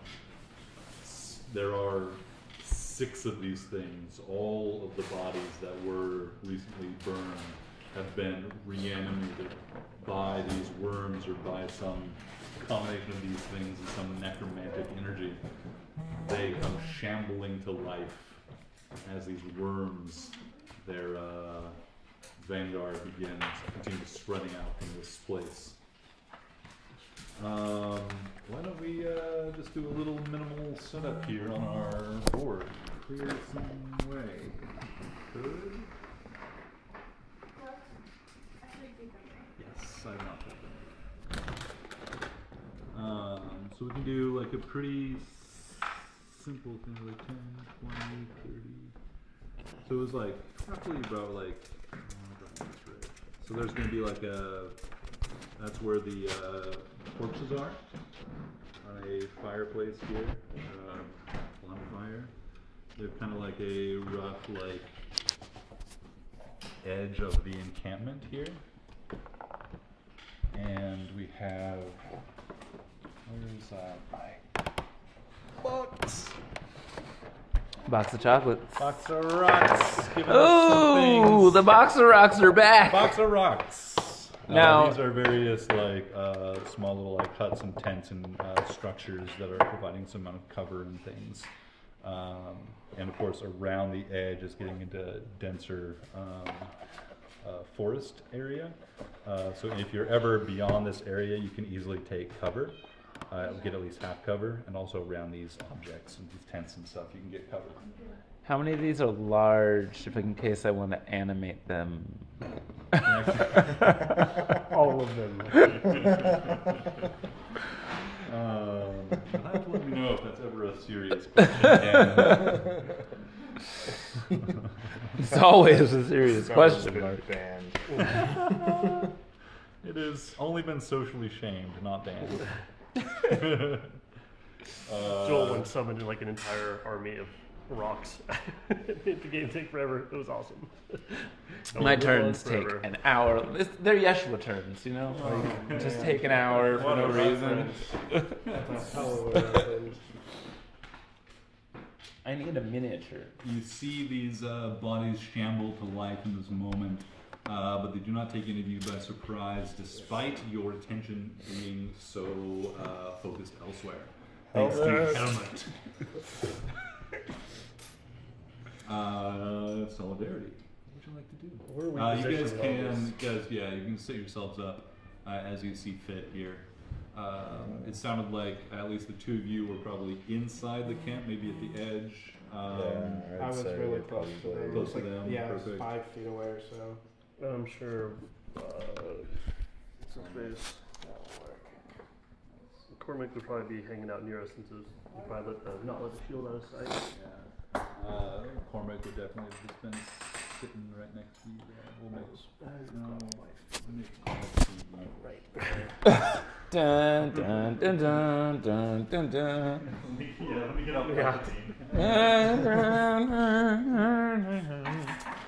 None of us wants a figurines. Never. Cormac will be this other Lego man. Okay. Ooh, this one's even better. Shoot, I was looking.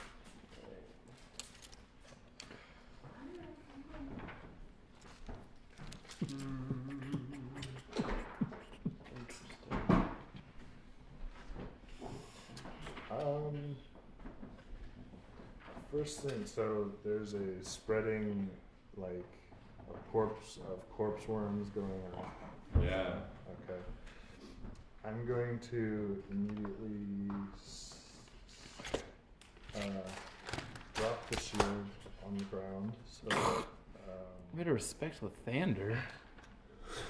You can just as easily toss it to Cormac Okay. if you prefer. But I'll you can turn- also just throw it in the ground. I'll turn it Up to you. around and say, "You'll need this." Throw it to him, and we'll cast web. Wait, aren't they? They're in fire, aren't they? No. There's this, whatever fire here is kind of smoldered out. It's still been smoking a bit, so there's probably some like coals going on in the center of it, but it's mostly smoldered out. Okay, so a 20-foot cube on, I would put it in the center of them. A 20-foot cube will be, the webs fill a 20-foot cube. From that point for the duration, the webs are difficult terrain and lightly obscure their area. Nice. Oh shoot. I have to anchor it to somebody. So could I anchor it to? It says if the webs aren't anchored between two solid masses. Oh shoot, I can't do it. Are there other corpses around? Is there logs and stuff around the fire? Oh wait, there are two posts over here, aren't there? Yeah, we'll Oh, put those yeah. on the board for sure as well. Put the posts here and here with the like skin attached between them. Okay, so that. It's causing drying and tanning, Shell. This one just happens to be human. Get over it. So This is our first village full of corpses. We didn't cause this one. Bonus, this body count isn't ours. I'm just gonna go with it. I'm gonna cast web here. You say you're stoned? Hell yeah, bro. And I'm going to immediately move over here, and as a bonus action, I'm going to tell Helmet to circle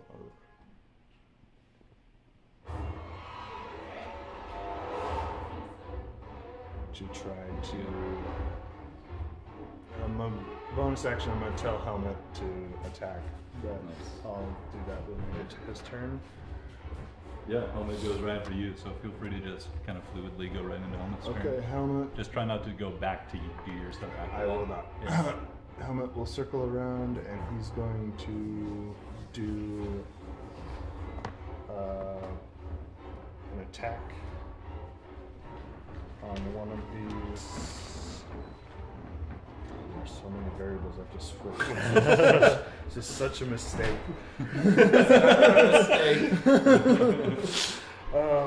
Okay. Okay, I'm going to. Would you allow me to use the Force Empowered Ren to try to push a target, like try to push him into the web? So the web is where exactly? I have to. It has to be between two anchored objects. Okay. So Can those anchored objects be people? It says like such as rocks or trees, and Okay. so I assume that You could get it, it's 20-foot radius? Or 20-foot diameter? 20 foot. Actually, let's do it between this and Yeah, I was gonna that. say, you could totally get it to the corner of this piece here. Yeah. I'll circle the other way with Helmet is going to charge in and try to. You know what? I'm just gonna have Helmet fall. Forget it. For the web though, is it a 20-foot radius? Or a 20-foot diameter, sorry? It's a 20-foot cube. Cube, okay. So we'll just do like it's kind of just like we'll do it kind of like rough and nice like that. You can definitely get them, I'd say, given the specifications of that spell. Okay. We're all in it. Then that will end my turn, and I'll just go with movement and staying ready. Cool. Oh yeah. After Solidarity, we have Mallory.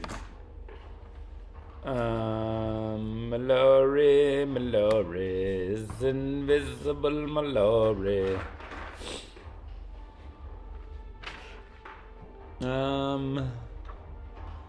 They are going to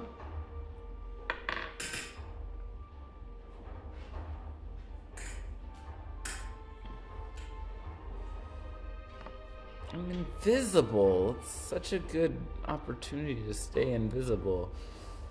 You know what's great about invisible? Staying invisible. I know. Does using my echo ability count as a spell? This is my question. Will it break Is it an invisibility? It's ability. Spell. It's an ability, not a spell. Usually allow abilities to be used so long as they're not doing any damage. Sweet. I will leave them there and move over here behind this piece to peek out and ready an arrow for when. Oh, fuck it. I'm just gonna shoot somebody. Alright. It's like, they're all right there. They're all right there. I'm just gonna shoot them. No chance like the present. And I'm invisible. Do I get advantage? Oh yeah. No, God. Oh, there that because goes. we're hidden, not just because you're invisible. Okay, well. In its nose. 28 to hit. Oh, yeah. Oh, yeah. Plus 2d6 for my. Is it 3d6? I should know these things. God! Why do we play characters that are complicated sometimes? This is a fun character. It is 3d6. Complicated. Okay. 'Cause 8 I plus have abilities, 10, so does my 15. student. It's just like memorize all of it. I haven't Plus played 5 is 20 damage to this one. 20 damage. Arrow slams into it. You can see the arrow like hits right in the collarbone and just like blows through it as this bone is like charred and brittle. As it like hits and just like penetrates all the way through the body, you can see like worms crawling up into that space. And like one like poops its little head out.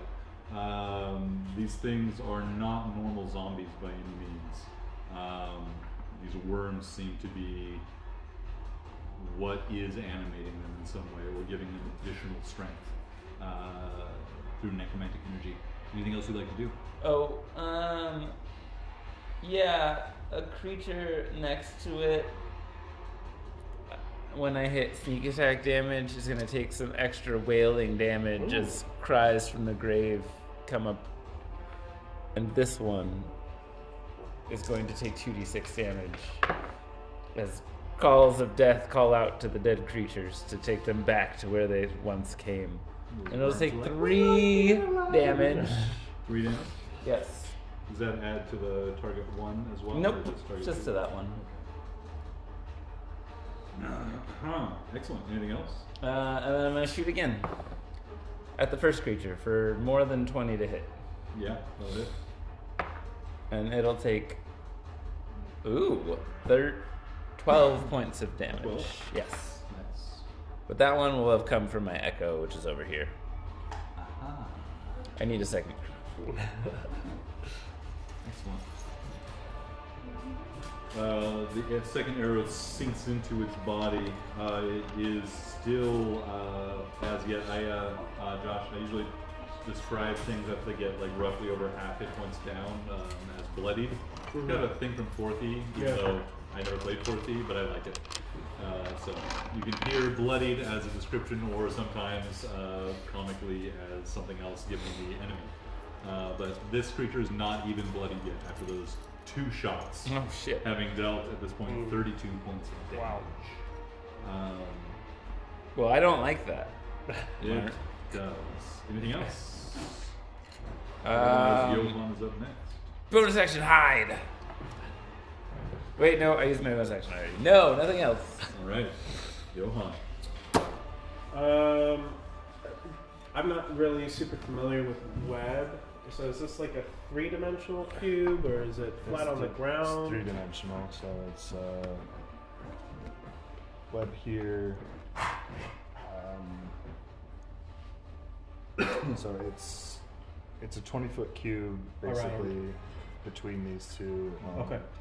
Between these 2 places, roughly encircling them.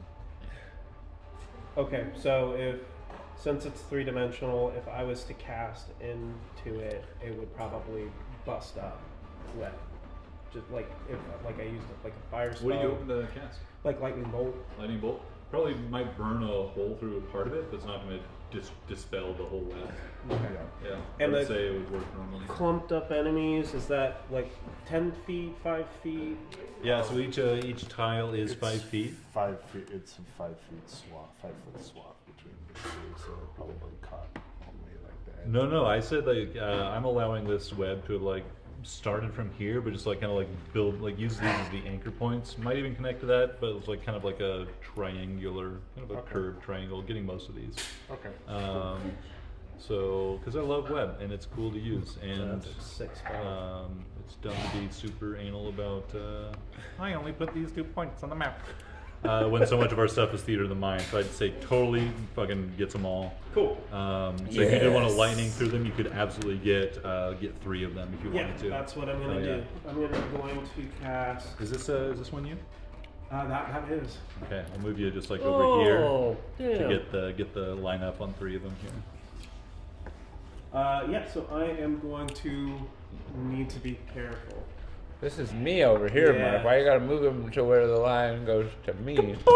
Wow. I shot from this side. All right, sick. You're you can just duck behind there. is Yeah. very And it's only 60 feet. 10, 20, 30, 40, yeah. I'm going to cast lightning bolt at. Oh boy, 3rd level. Ooh. That is what we're gonna do.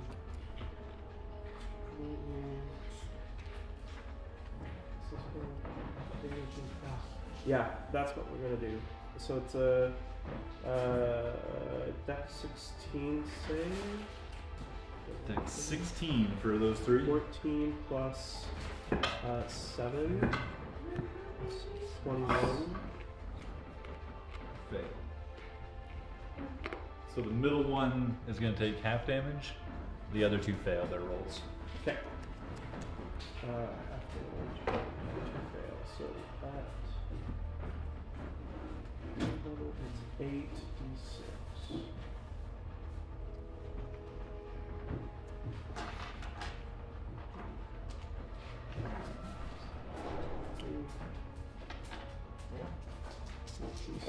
It's too cold.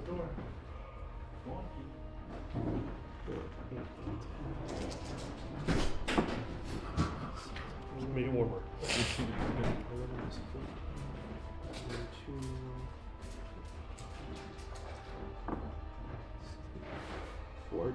28 points of damage. 28 So full, for the 14. full, and then 14 for the half. Nice.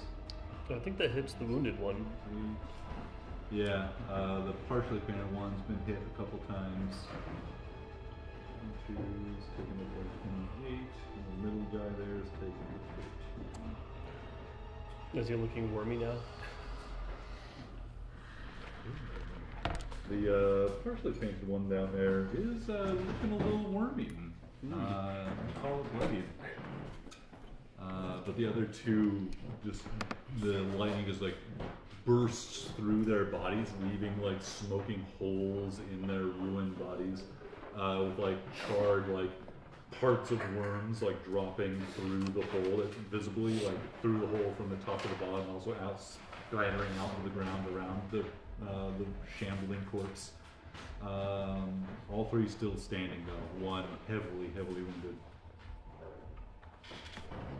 Anything else from Johan? Bonus action. I am going to have a short rest. No.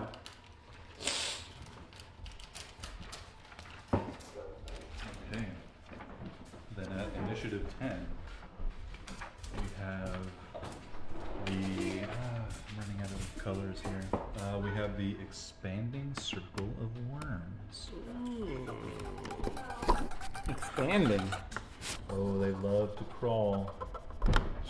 Whoa. Sorry, I tripped on it.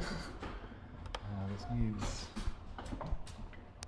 a little water to go right in. Put a little juice in it.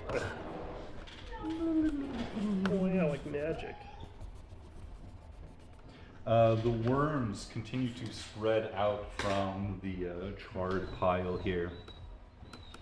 And that puts you here within 10 feet of it. Who's this over here? This is you in helmet. Yeah. And you over here. You're hidden, Joel Mallory. Yes. Yeah, would you roll on yourself? I didn't because Please I roll. Oh, you didn't hide. because I so you were didn't not have a bonus hidden. action to Right. use.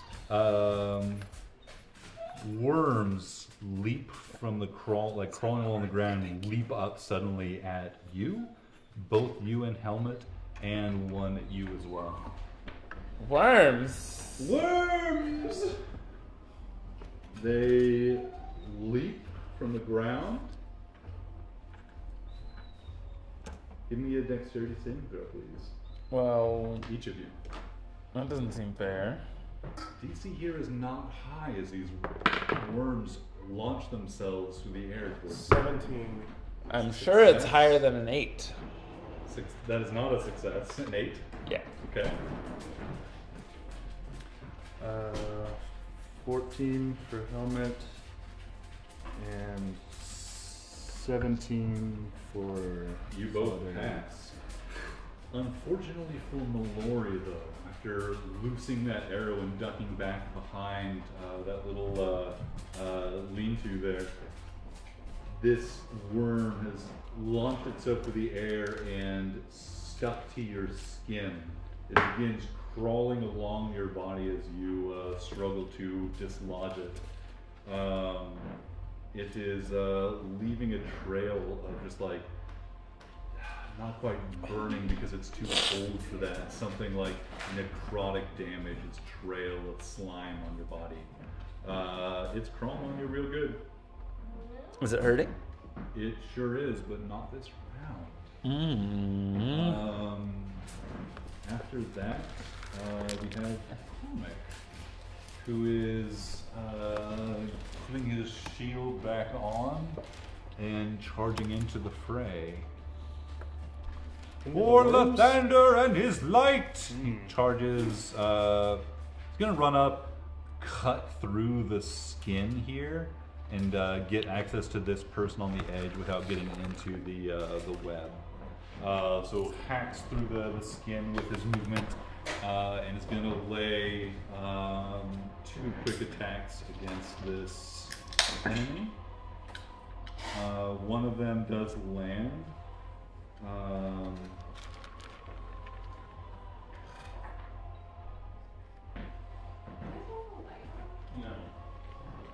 One does land,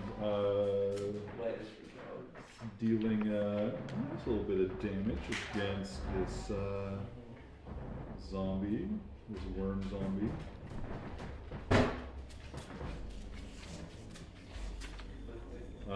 It is, this one here is now bloodied as well, this one nearest Cormac.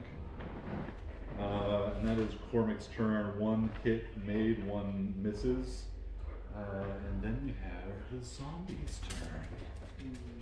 Things are gonna get real nasty. They are web, which is just difficult terrain. Do they have disadvantage on attacks made?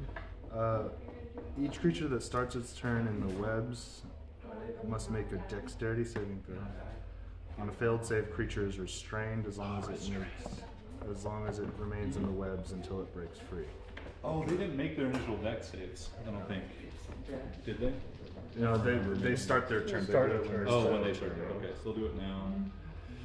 Okay, these two, what's the DC? The DC 16. 16.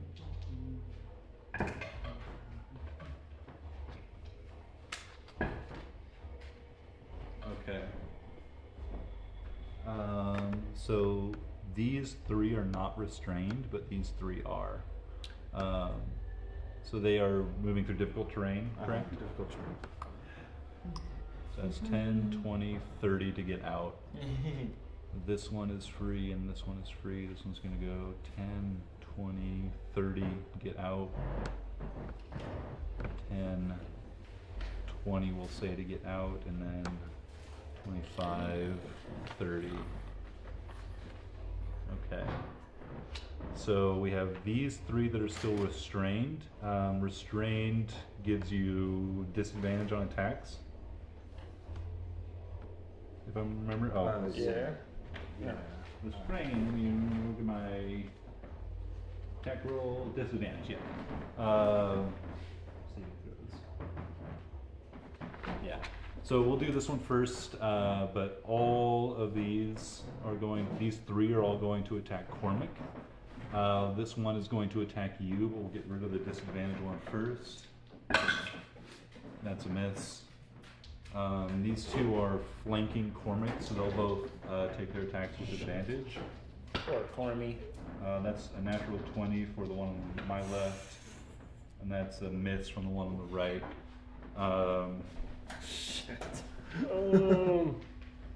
I'm actually going to use such a good ability. Instead of having advantage on that attack, you'll just have a normal. I'm going to use Restore Balance. I don't remember what the other roll is, so I'll just roll a fresh flat d20 for the attack. That would make sense. Yeah. Won't make you feel like you've wasted your ability. It's my reaction, so. It's still going to be hit, but not Okay. which makes a huge difference.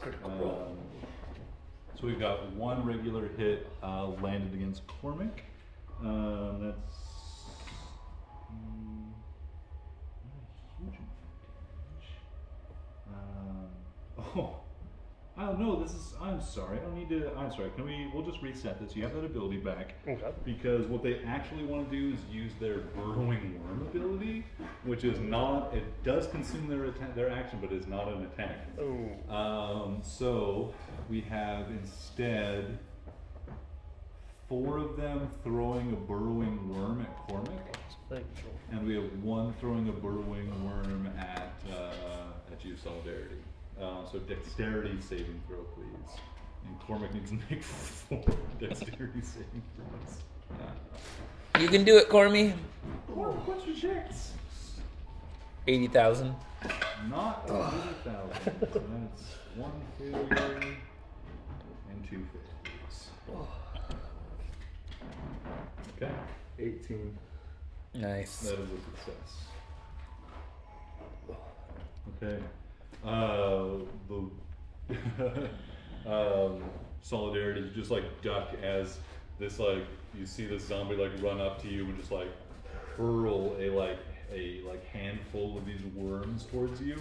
We just duck out of the way and deflect the the sailing worms that do not land on you. But Cormac, not so lucky, has 2 of these that latch onto his body stickily and begin crawling around. That's going to be your turn. GI. Bringing up the bottom of the round. So these worms, are they still attached to the corpses, or these are worms from the ground? So these corpses seem to be filled with worms, Yes. and they are hurling their own body worms as projectiles. But not connected. Simultaneously, not connected by Okay. any string or anything, but simultaneously there are worms crawling along the ground and filling these holes.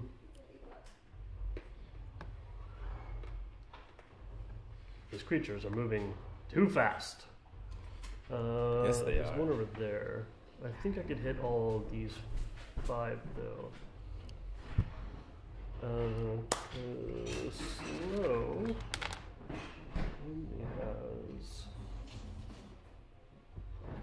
slow.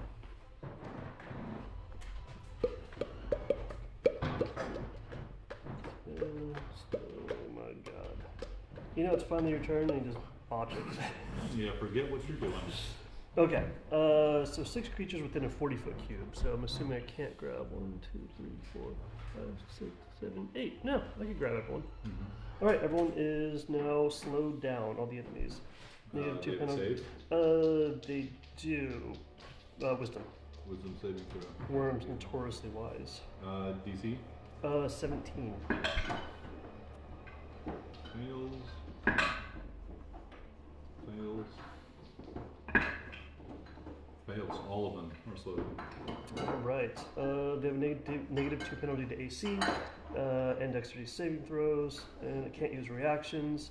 On its turn, it could either use an action or a bonus action, but not both. Okay.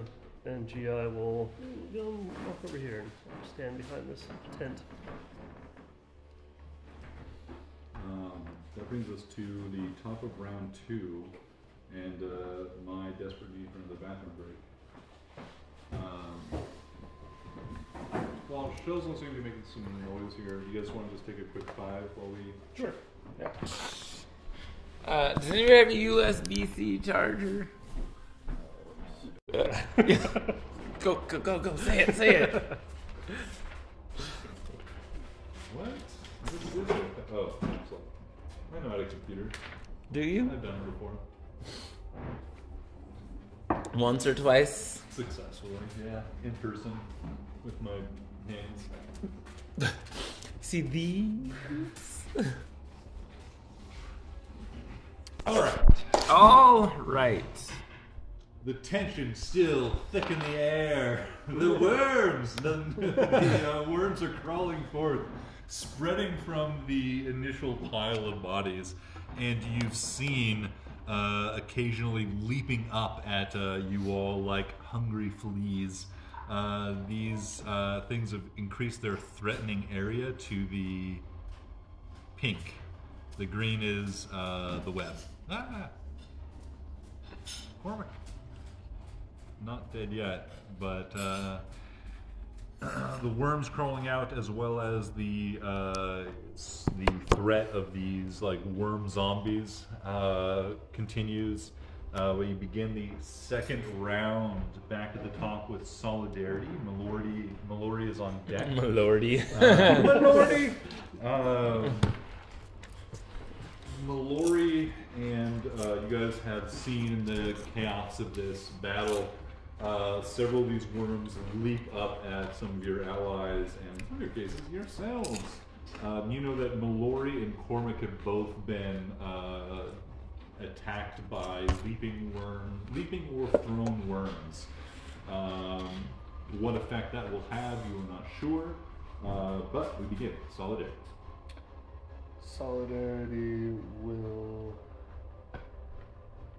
cast Fly on Worm be himself. gone. Oh, shit. Himself. Fly? Fly. Oh yeah. And I'm going to use my movement to fly. Well, It will get an attack of opportunity unless you disengage, but you're spending an action to cast the spell. spending an action to cast the spell, so I'm going to take the risk and get up out of the worms and go. It'll make its quick little attack against you. It rolls a natural 17, so I think that will hit. With its regular claw attack, yeah, that's a 23. That will. Well, I was within 5 feet. I can use my steel. He my can't steel use reactions. You're right, it's slowed. It can't use reactions. Thank you for the reminder. Okay. Brilliant. Flies up. Its claws like shreds through the air slowly as you just lurch out of range. I will fly up.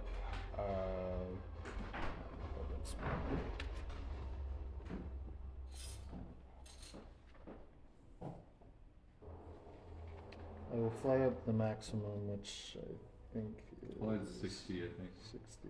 Yeah, go ahead and take it. Either way, it's going to be well out of their range for 60. anything they have. 60 feet, and then You saw Homu?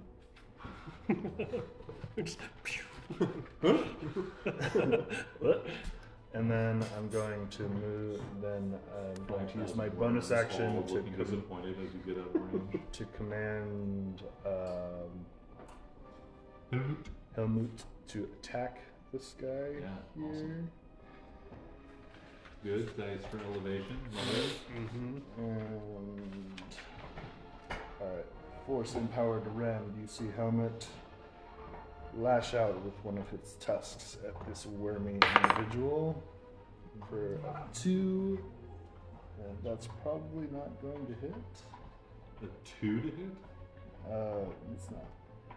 Ace slow lowers AC by 2? Yes. Okay, 2. You don't need a lot.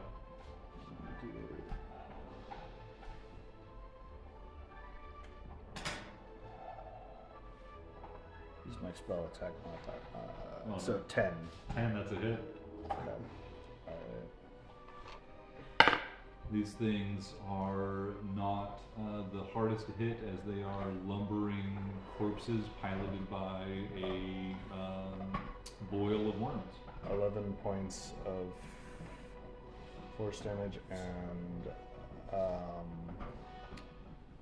Helmut will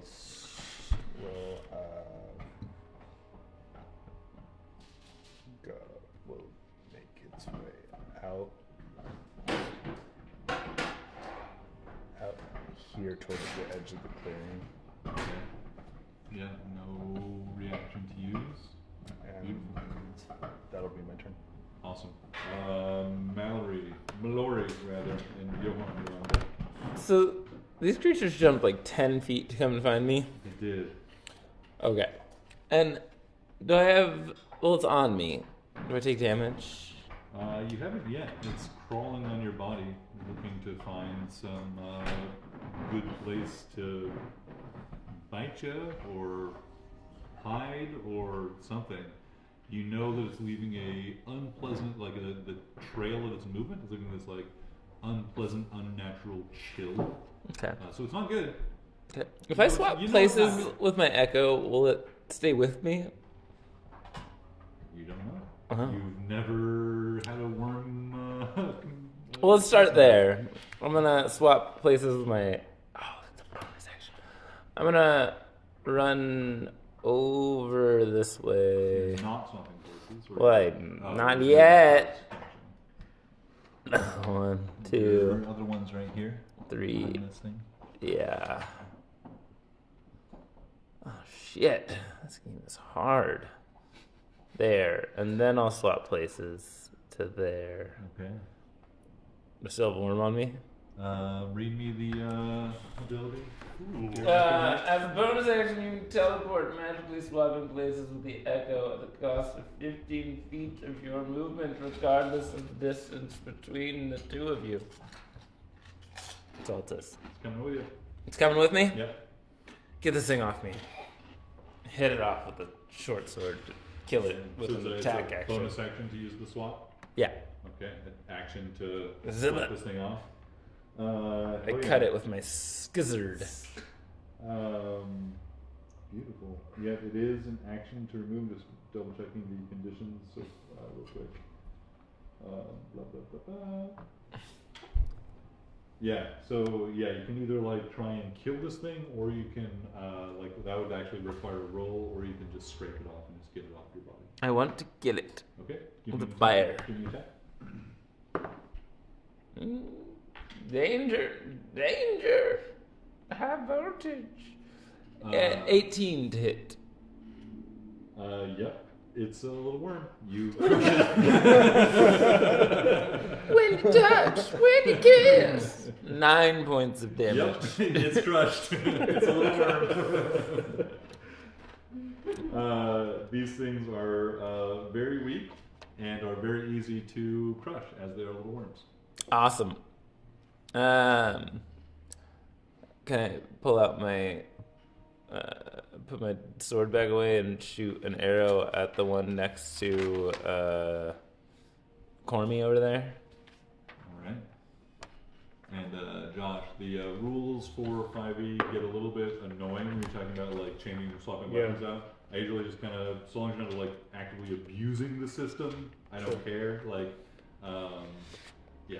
So, and also if also I'm always willing to work with people on making feats better, especially considering some of those rules. So like, there's the like the thrower feat, which lets you like draw the weapon as a part of the attack action. Since it's already kind of just ignored, we can talk about like giving it a little extra boost to kind of account for not having it. Right on. Good to know. Thanks. What'd you get? We got bad news, I think. Natural 20! All right, hell yeah.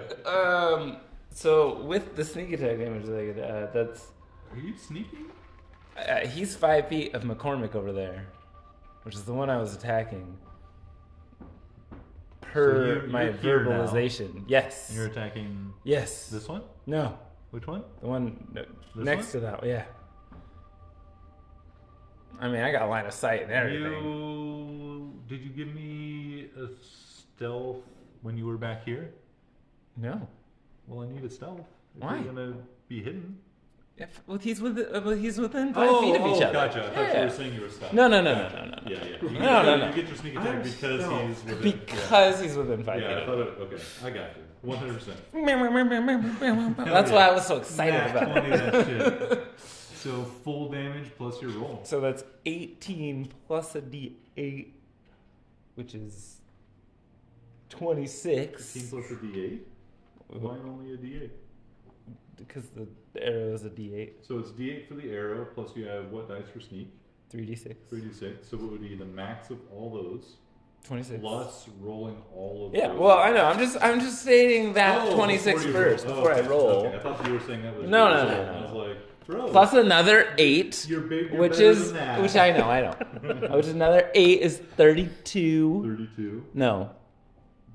Yeah, 34. Oh shoot! And my 34. drops, I think, because it's a concentration.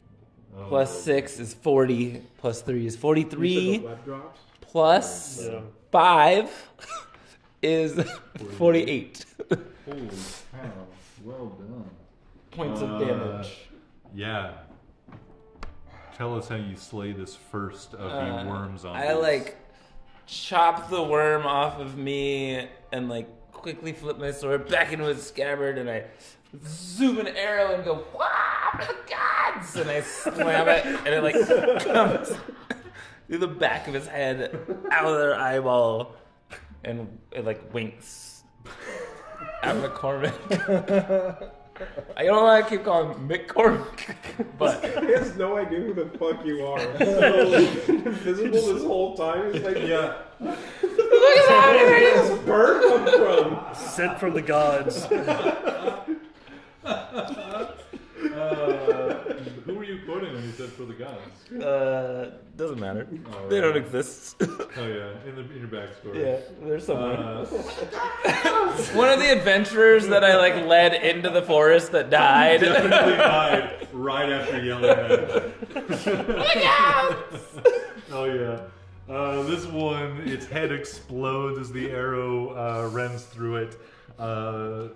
Whatever necromantic energy these worms are utilizing in addition to their hydraulic bodies disanimates its body and it falls to the ground with a pile of worms just like hitting with a wet thud and begin like writhing their way out of the body and into the greater pool of them.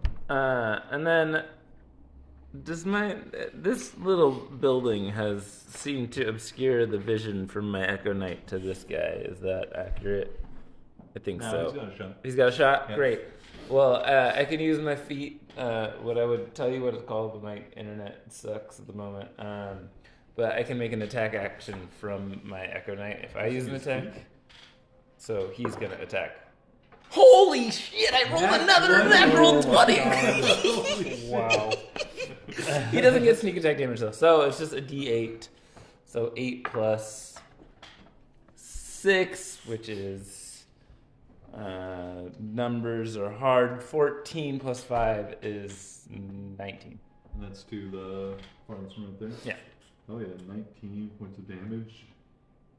And that will end my turn.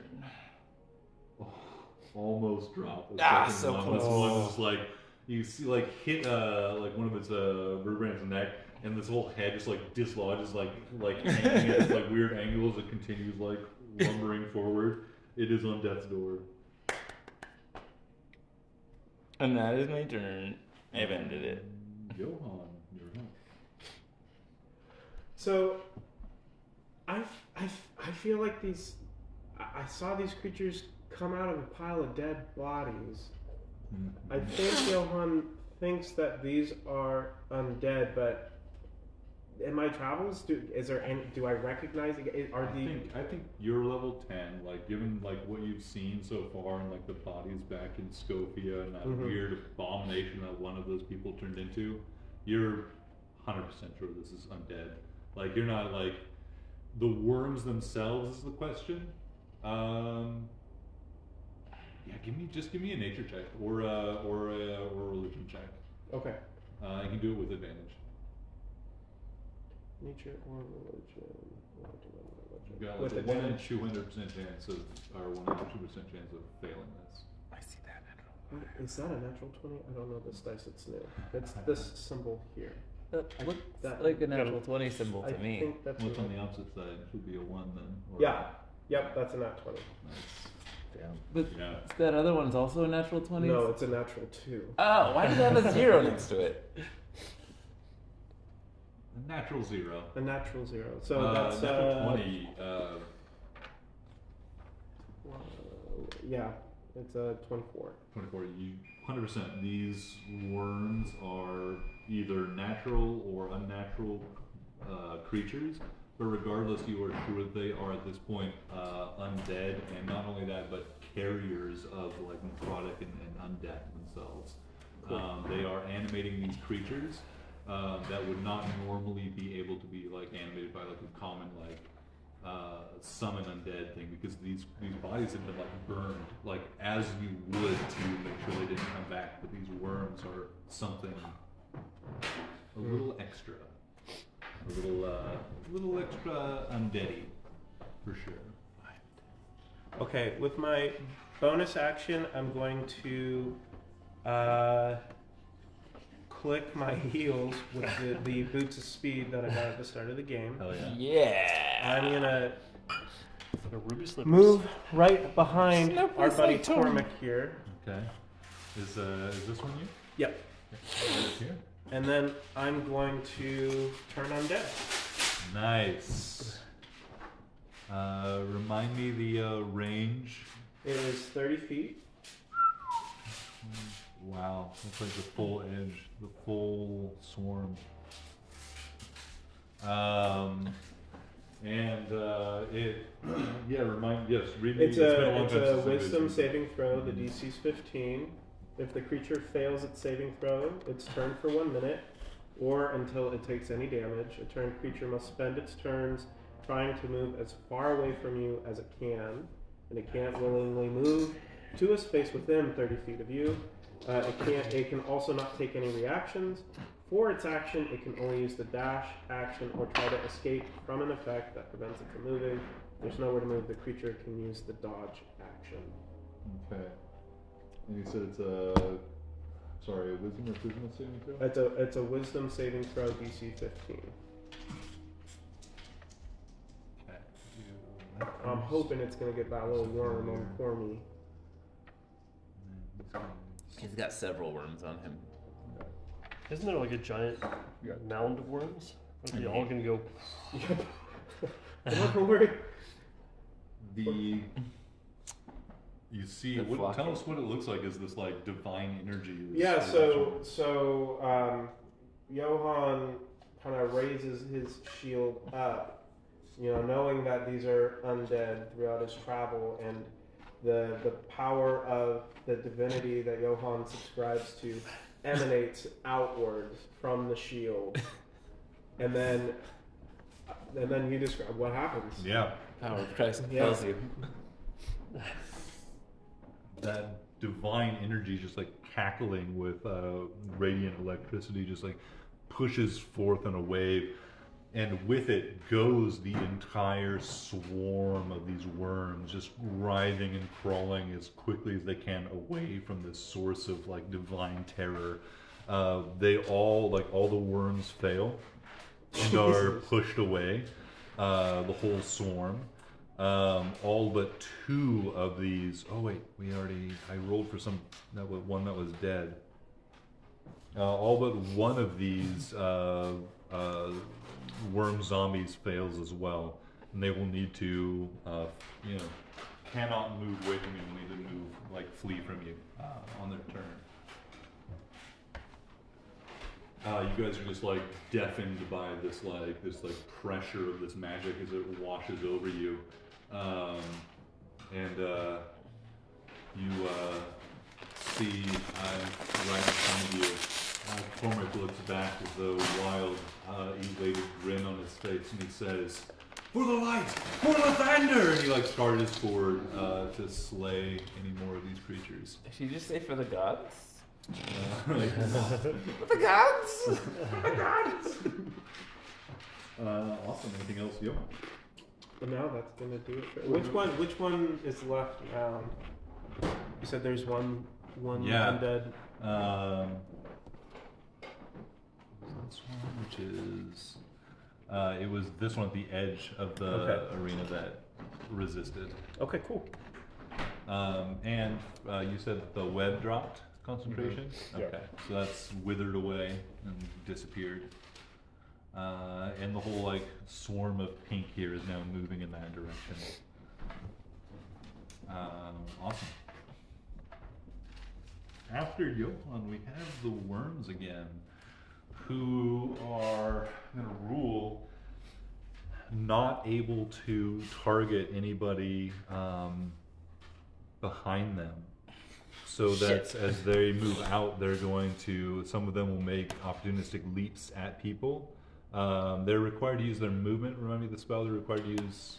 I don't want to break the... Doesn't have 2%, yada yada yada. Any undead that can see or hear you within 30 feet must make a wisdom saving throw. If the creature fails its throw, its turn for a minute. Turned creature must spend its turns trying to move as far away from you as it that's can. action as well.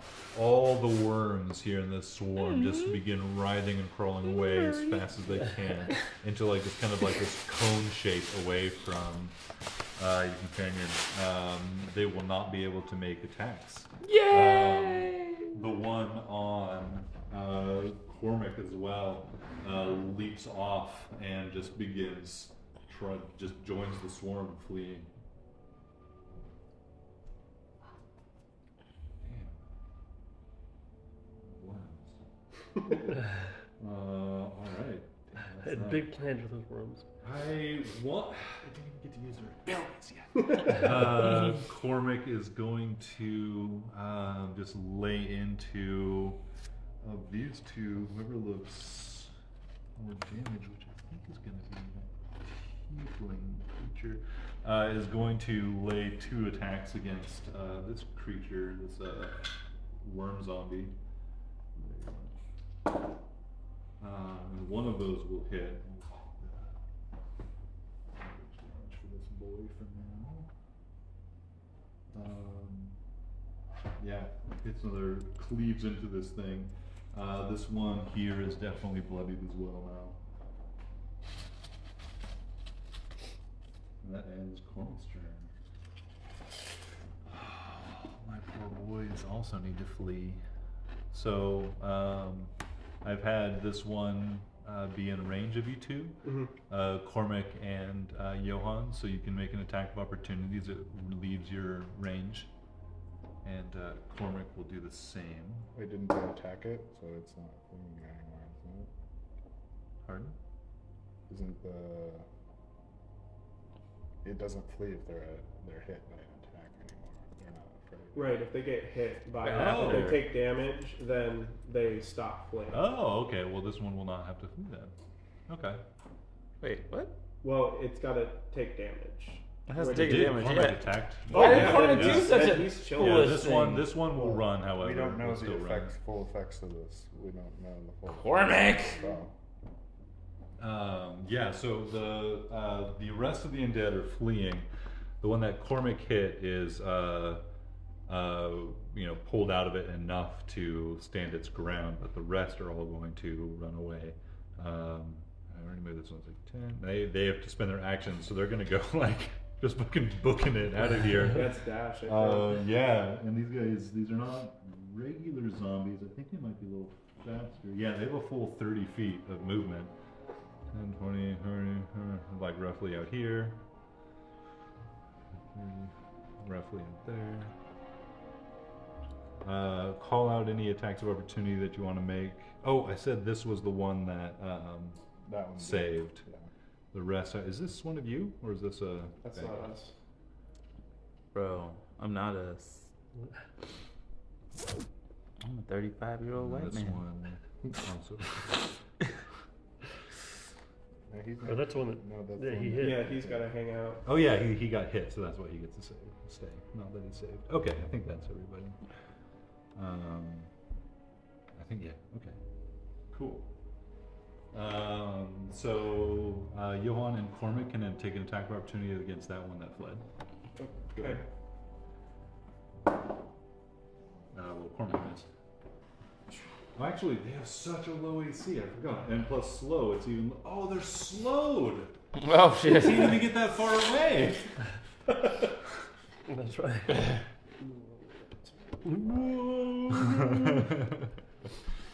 They ran that fast, but then they get sucked back as if like through a portal. Their AC is incredibly low. So you like basically nat 1 or you hit them. Yeah, at 25. Yeah, roll the damage. That's against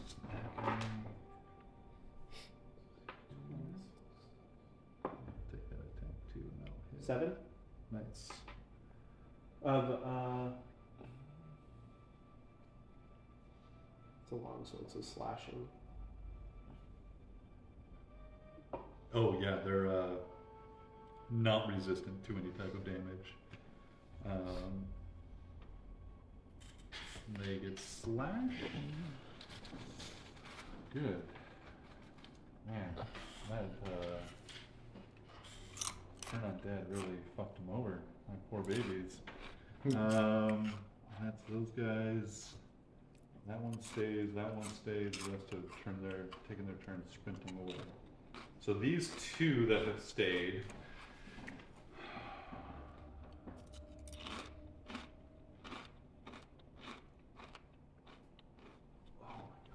Okay, so Not to make it more complicated, but the one No, that please. just took damage isn't this one? whoever I just did an opportunity attack Oh, against. this one? Yeah. That one isn't needs to run away because it took damage. Oh So it's- yeah, it while it was about to run, so I'll say Yeah. I'll put it right there. So it's gonna run back in as well. These two, they even with all those worm brains, they're not that tactically intelligent, so they're not going to flank you. But these two are both going to attack and worm you, Johan, or at least try to.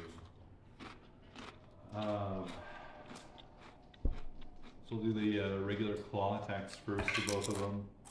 One's definitely a miss, but one gets a 23. That's a hit. I'm going to use Wrath of the Storm. When a creature within 5 feet hits me with an attack, I can use my reaction to cause the creature to make a dex saving throw, DC 15. That's a natural 2. It takes 2d8 of lightning damage. Yeah, but they hit you too. Sorry, stole your day. It was fun to play with.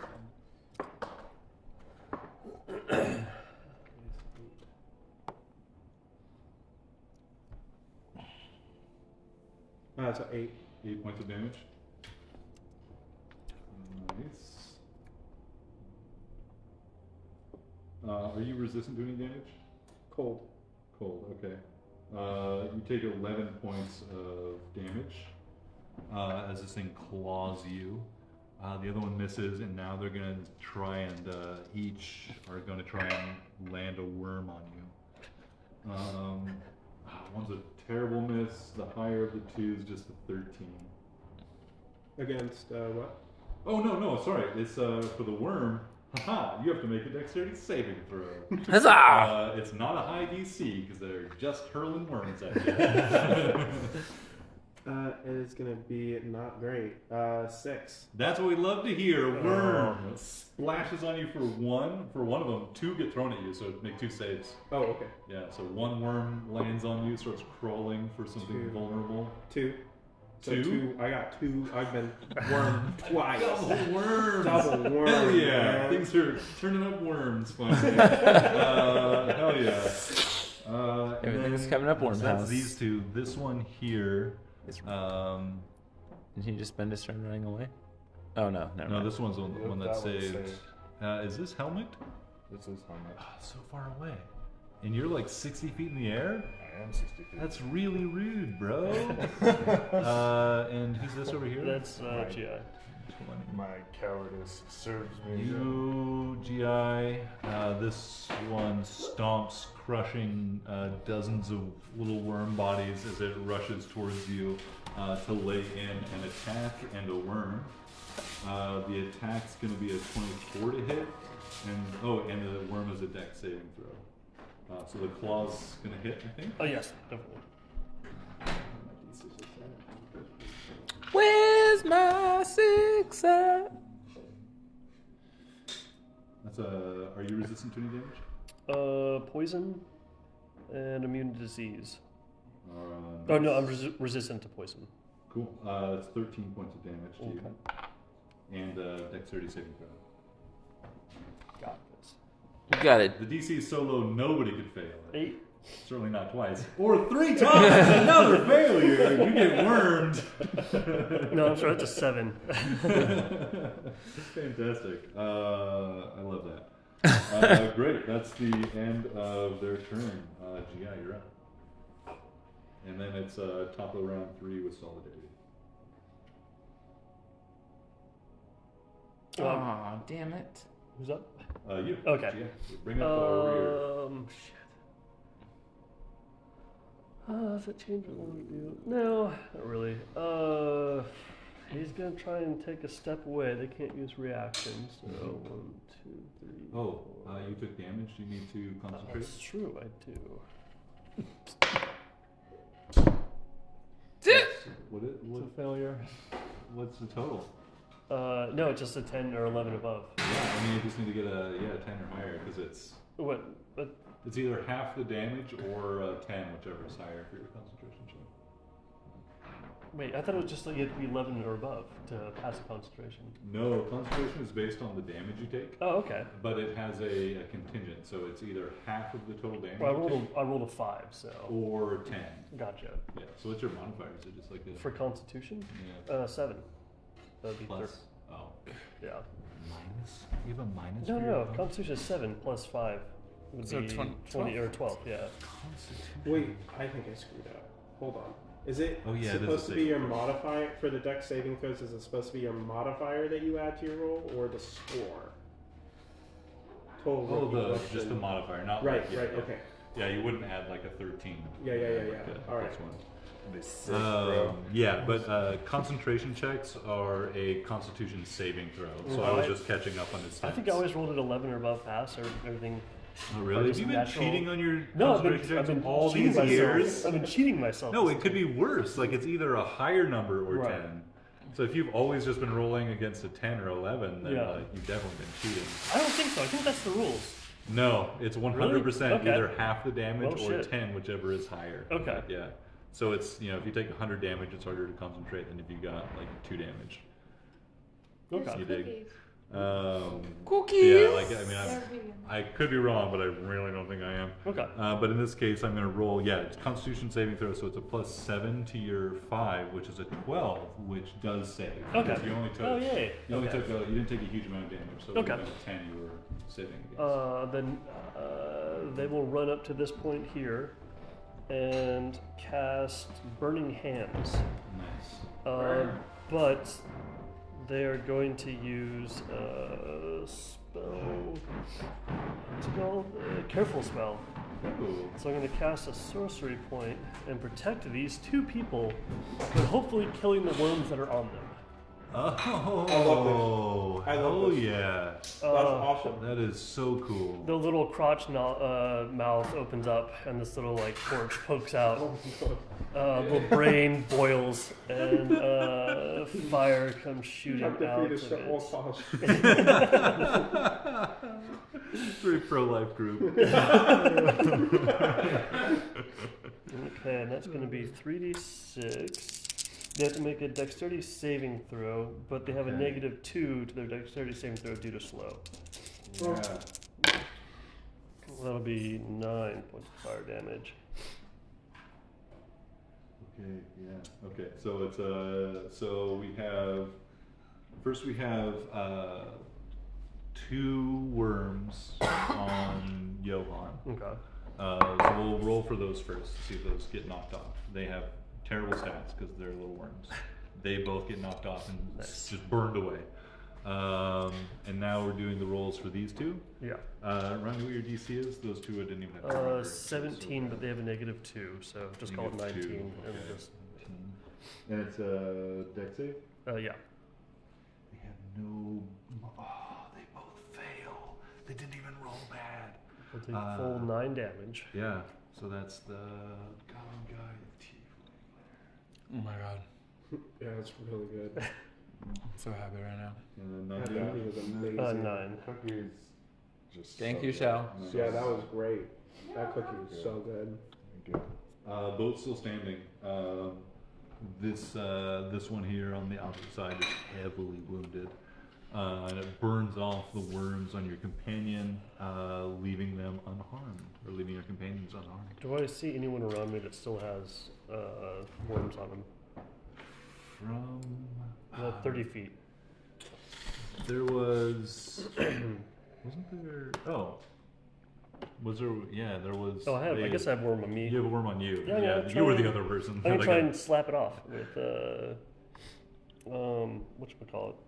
Telekinesis. bonus action telekinesis. Yeah. Oh yeah. Slappy slap slap. Yeah. What's normally an action you can do with your telekinesis. Love it. So yeah, they have to make a strength saving throw. These worms, Mm-hmm. reminder, they're just little worms. Right. You can automatically succeed on an action just brushing them off. So I will say on a telekinesis, because you have that, you can just automatically succeed on a telekinesis push. Invisible mage just- hand comes over and just flicks it. Yeah. The worm goes flying out of his face. I love that. It's so good. I think they're definitely tiny worms. It's not shy Halota here. And Exactly. that will end their turn. Awesome. So that'll bring us to the top of round 3 with This is Solidarity. fucking terrifying. Gotta, Solidarity. Seeing this from her vantage point, from his vantage point, will take 2 shots with their crossbow at this homie. Nice. So you have crossbow expert or whatever it is. I have it is actually one of my modded weapons, Ah. so it's a repeater. So you can use the feet to shoot multiples. That's cool.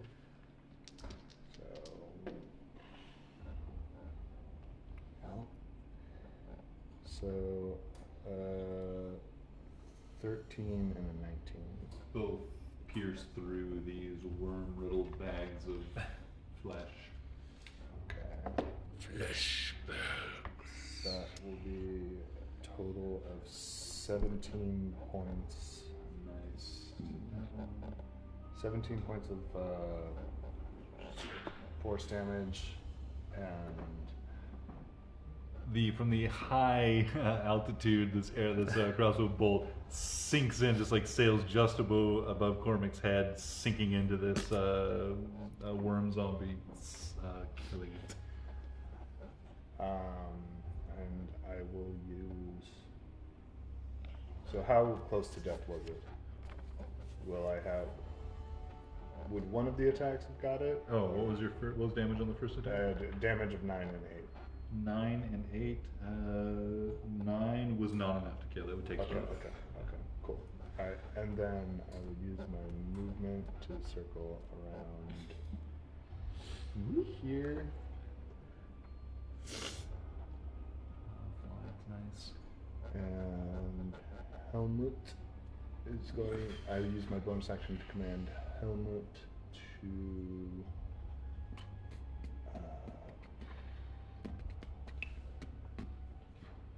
He's got that dude right there too. I know, but he has this action where he can make charge. Shoot. He's gonna come over here. I'm not gonna use my bonus action. Shit. I'm gonna use my bonus action and have him attack. Right on. We're just gonna do that just so that I don't. That was a natural 20, but I moved it. So. You deserved that natural 20. I know, but I tipped it over before anybody could look. We believe you. I saw the whole thing. Okay. Jared. I've been staring at that I dice. mean, all the night. cameras will Yeah, review. roll the footage I mean, back. the audience at home is gonna know one way Okay. or another what if you're honest or not. Our Twitch viewers are writing in right now. Yeah. Okay, so I that's mean, it's only like a minute delay.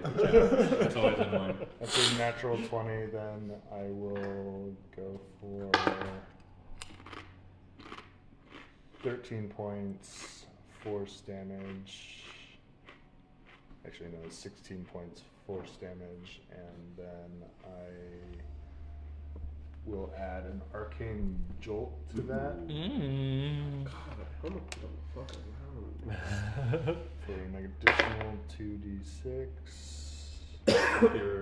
Those are critted as well. Yeah, so 12 for an additional 12 plus, so for an additional 18 points of What's the total? 18 plus. 18 plus 16 is 30, 34. Damn, son. Damn, son.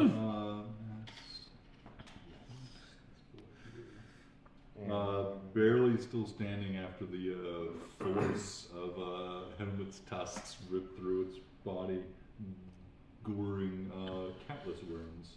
And, well, he'll just stay here, and that'll end my turn. I'm gonna use. It's barely still standing. I'm gonna use cutting words to aid in Helmut's damage roll. Can you read me a cutting? Yeah, as a reaction when a creature, this is start of the, yeah, it's the start of the new round. Okay, as a reaction when a creature that's not immune to being charmed, you can see within 60 feet, makes an attack roll, ability check, or damage roll. You can. Oh shit! I thought that was gonna add to Helmet, not. Yeah, the cutting words isn't gonna work. Never mind.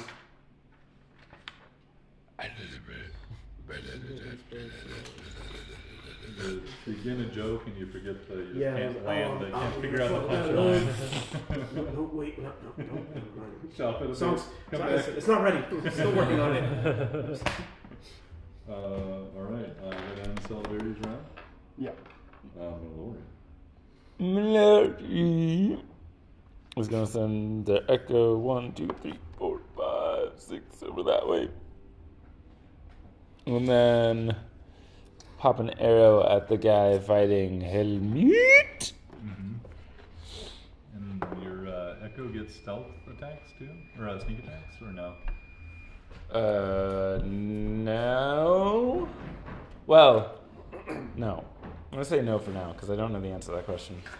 But I am attacking, not my echo, so it doesn't really matter. Carry on. 20 some odd to hit that one. Over fighting Helmut Timut over there. Did you say oh wait? I said, oh yeah. Oh yeah. 11 plus 1 is 12 plus 4 is 16 plus 5 is 21 points of damage. Down. One more arrow is enough to pierce the last bit of like structure that this burnt corpse had, keeping it together. The worms just fall into a heap and join the pile. I'll take 2 steps to my left, right, behind, That's right, behind. and shoot the one over by everybody else over there for a number that is above 20 to hit. Yes, will indeed. For 9 points of piercy. That's against which? That One one. there. We'll go there. 9 points. Yes. That one is not yet bloody. And then I'm gonna pop over back by my rock over here and hide. That's a bonus action with a 27 to stealth. You are leaf on the wind. Watch you hide. I am a leaf on the wind. Oh, now I want to go watch Serenity. Anything else? I'll do it. Johan, you're up. The Adventure Zone, Deep Dark. I haven't seen that one. Oh, okay. Within the current, Heard that one. current season. Hmm? Within the Deep Dark.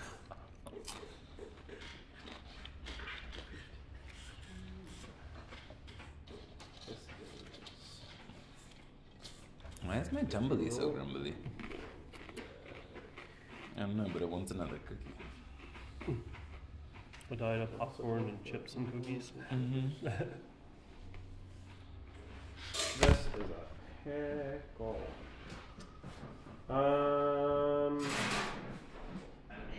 I'm gonna use.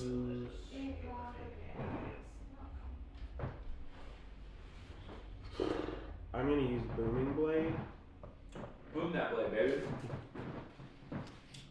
and I'm going to make an attack against the undead right next to Cormac itself in GI. Who's that? This is undead, that's undead. So this is That's Cormac. me. Yeah, Cormac. So this one right here is Yeah. what I'm going for. Awesome. Booming blade. Booming Blade, yeah. I'm gonna make an attack, and we're gonna hope this hits. Otherwise, we're gonna be in trouble. That's gonna miss. It's 9. 9. They've been slowed. That's still standing. Yep. Let's drop their armor class to 8. Ooh, okay. So then that's 2d8. They're mostly burned bodies with a bunch of worms clinging to them. Super hard to hit. They have a lot of necromantic energy keeping them going, but not the most dexterous. So we got 10. Oh, actually, we have 7 points.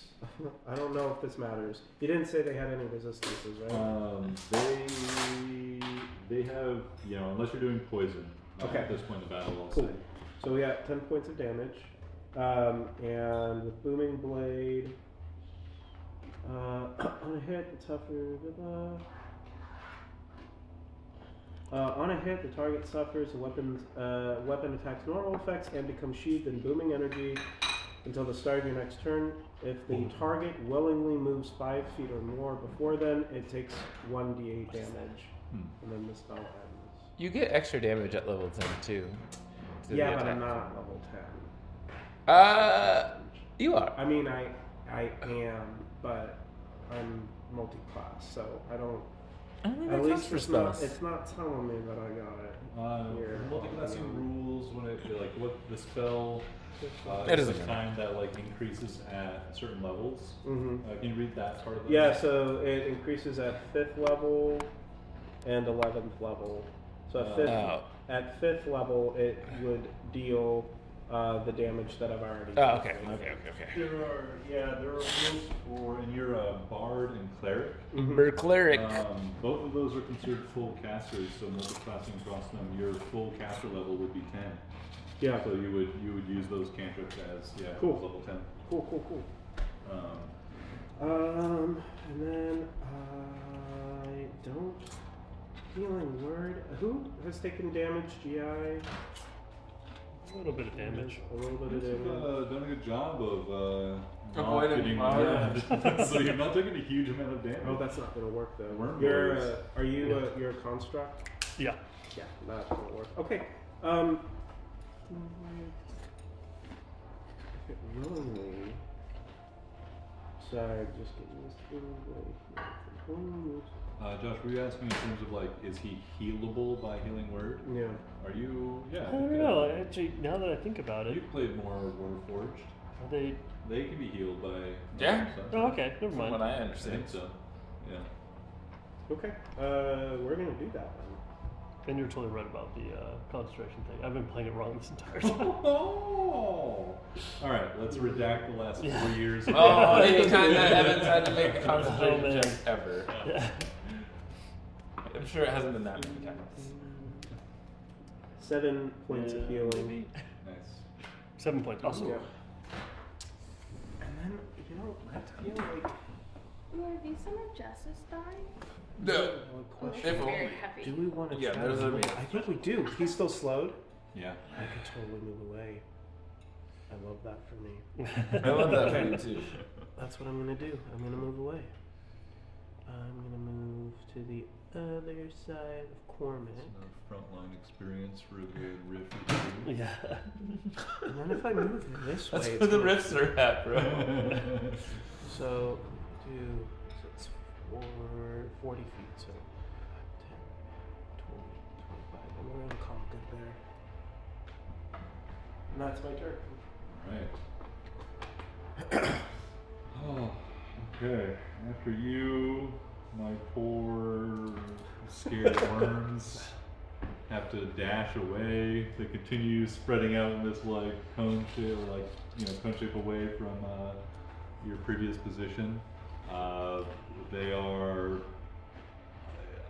utterly taking over the fight for a full minute, I believe, right? Is it Yep. a minute? Yeah, they will continue to writhing away, spreading out in that direction. Hopefully, no other communities lie in that direction.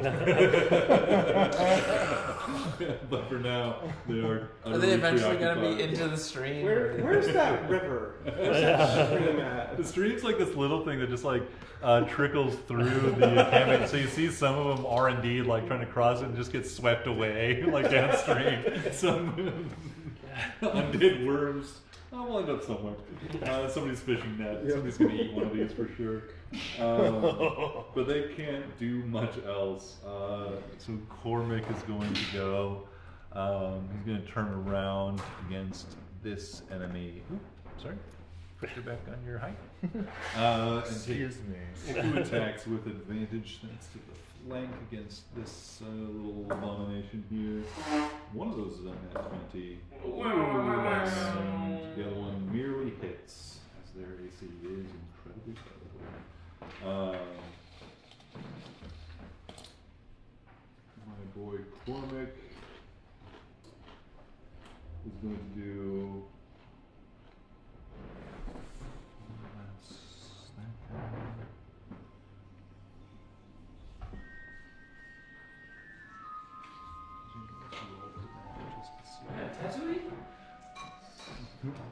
Sounds a little. POE. Yeah. Cormac with 1 slash cuts through this thing, spilling worms all across your legs here, and the second one cuts the worm zombie's head off, slaying it. Nice. He says, "By Lathander's strength, I smite you!" And that's his turn. Actually, he's going to spend his movement charging towards the next enemy he can see, which is probably this one here. Is this a dude or is this No, friendly? I think it's a That's an copy. echo. Yeah. Okay, that's a copy. So think probably that's that the one last all the way guy. across there. 10, 20, 30. And he falls over. I thought those guys were running away. That was... But he's a moron. He hasn't worked Caught on with us quite before. He's got the zeal of Lathander. This guy's feeling the spirit. If he starts speaking in tongues, I'm gonna shoot him. For zombies, on the field. That's actually where the arrow in the brain came. You just have this one, He started right? speaking in tongues. All these other. Is this a zombie? Or That's is a this zombie. as well? Okay. These two are I thought zombies. I had a human one on there. Okay, he's not really hurt yet. But these did fail, so they're just like the worms. They're gonna spend their turn running away. Slowly. Cormac gets close enough to. No, they got full speed. Put a. I thought they were still slow. opportunity on that one. They're so slow in there. And he hits that one for another bit of damage, and it's now bloodied. The partial actually prime. Oh, I thought he was already That one- bloodied. That one was like right on the cusp. It's definitely over now. Ah.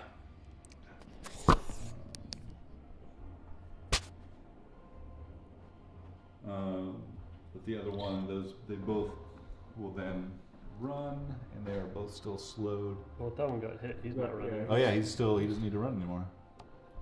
But this one flees. That's their turn. Or rather, that's Cormac's turn and their turn. Since that one got hit trying to run, it's gonna come back and attack Cormac. How dare it? Got a claw, which miss Cormac.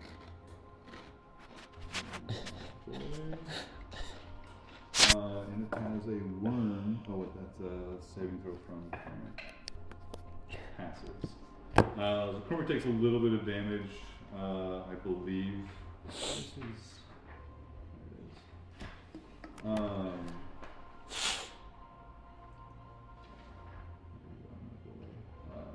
No, his AC's high enough. He doesn't take any damage. It claws at him unsuccessfully. That's their turn. GI. GI is going to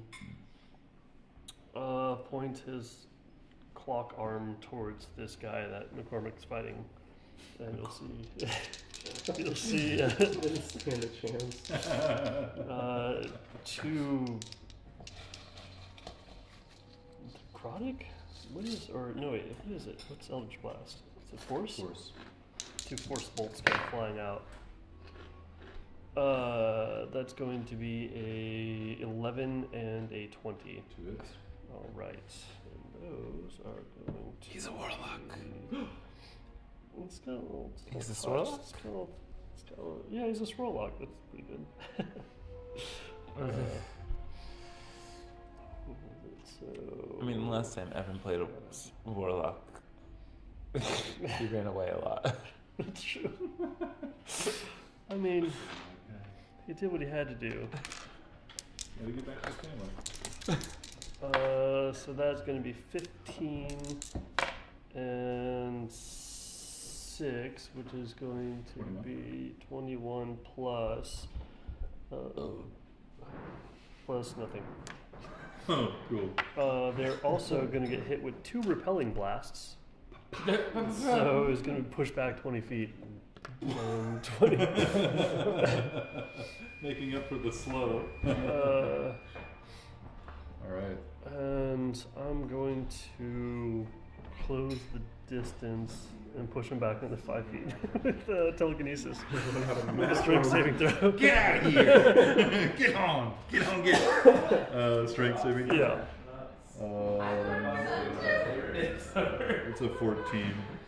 14 gets pushed back 5 Yeah. feet. Bloop. Nice. I think at the top of round 4 with Solidarity, we can wipe our enemies. There are 2 still fleeing. And well, this one's no longer necessarily fleeing, but you guys have so much distance and like space to deal with it. It's not going to be a huge challenge. So yeah, you guys just let me know if you want to get chased to this one that is actually fleeing, or if you just want to deal with this one and take stock. Let zombies flee. The zombies are not. I've seen darker things in the Bramblewood. And for our purposes, let the zombie go until it decides to, at the end of a minute, to be. Yeah, what it's gonna do, if it remembers these. This one lumbering corpse, propelled by this like necrotic energy and like pneumatic force of like all these worms pressing and tugging against each other, to move this body, charges towards you all, hurling handfuls of worms at you, but through like arcane blasts and arrows and other magics, you guys just destroy it, break it into pieces into just a pile of useless worms some 20, 30 feet away from you, ending the fight. We have restored some order to this land.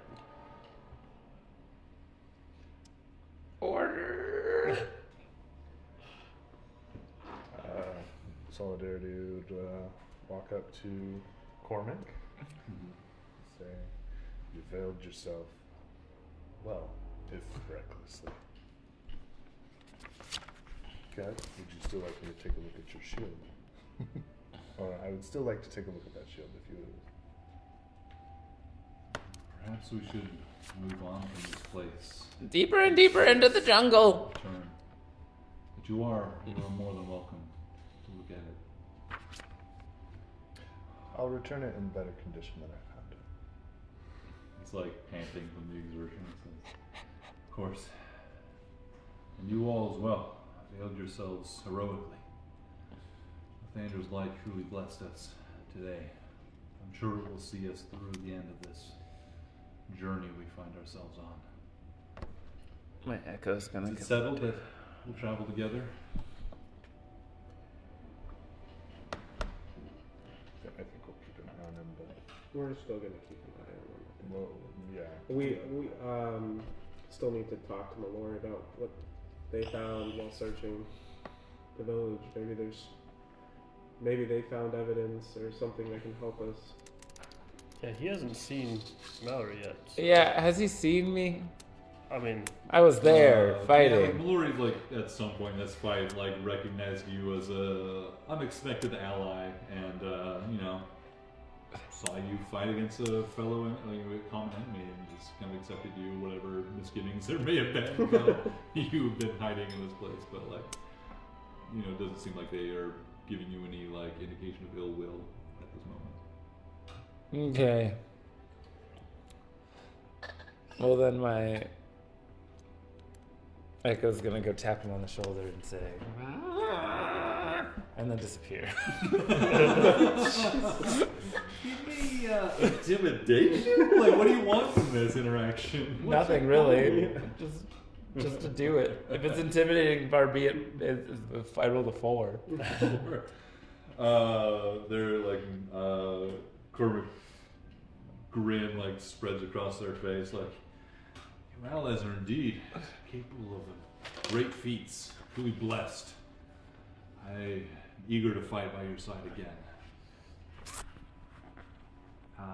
Since it was interpret this like a weirdly encouraging, if strange gesture. Somewhat cringy. No cringe in Mordor? What? So one of the you continue to watch the just wave of these worms writhe away from you. The last of these worm zombies having just continued trampling its way into the jungle, just in terror. Cormac has said, do we want to move on from here before we take a moment to finish the ritual that you have been working on? I know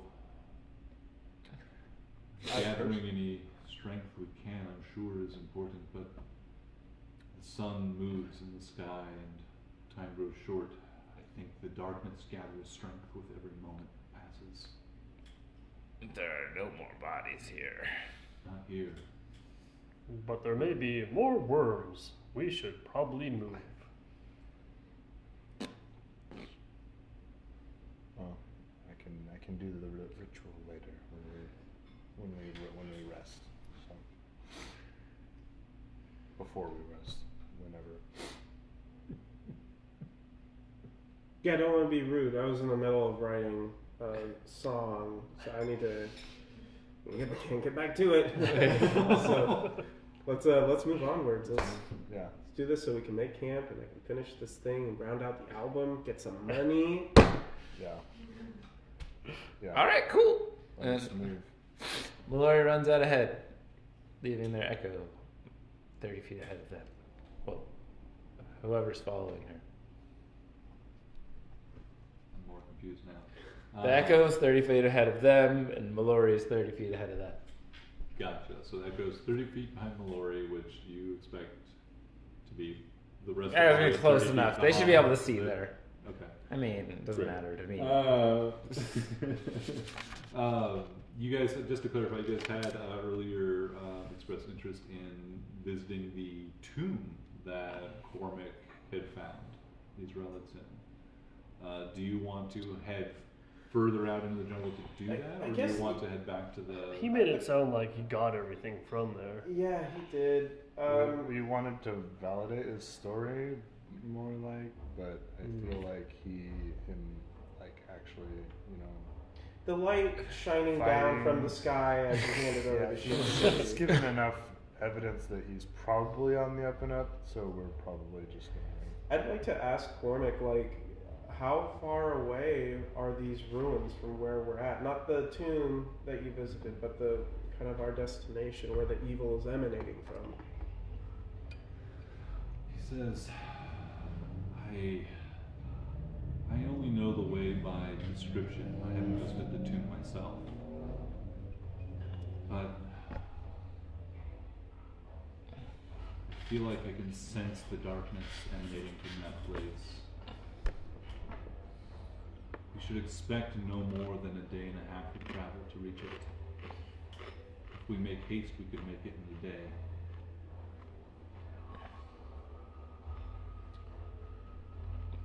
I feel like I can find that place blindfolded right now. Ooh. We also need to send that message to At check the end in. of the day, yeah. Cormac, are there any other small communities in between us and where the evil is emanating from? Only temporary ones. And the recent troubles have made a lot of people move if they could. I don't expect we'll find another willing, living soul between us and the temple. Okay.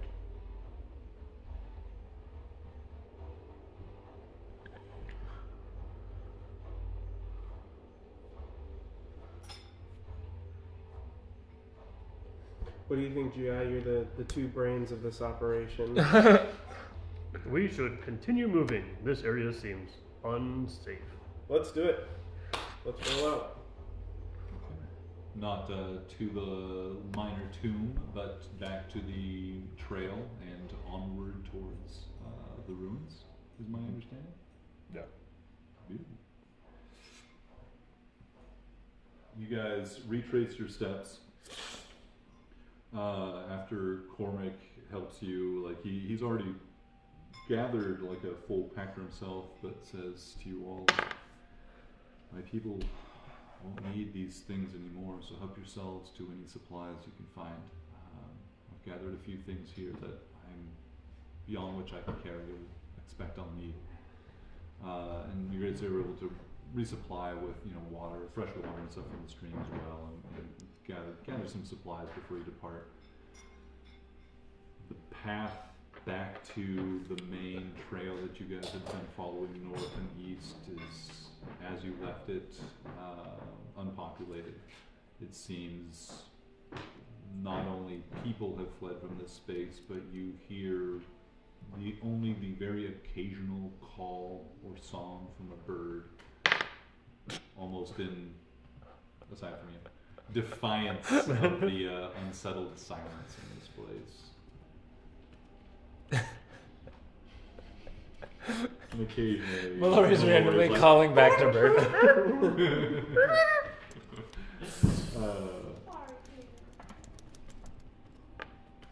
You guys continue north and east along this trail. Cormac says this old trail will get a little narrower, a little more treacherous as we get deeper, but it should take us almost all the way to the ruins. There's an old ridge line that once we see, we should be able to come up against and follow along farther east. That'll take us right to the ruins themselves.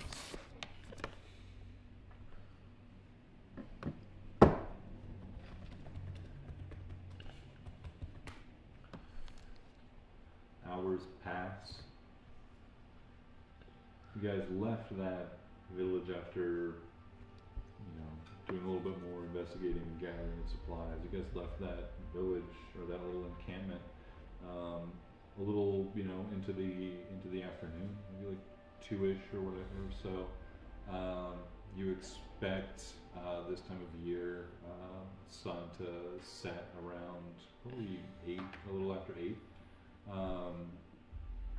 But the sun still is only a waning presence in this space, and as you travel deeper into the jungle, grows more and more lean in its warmth.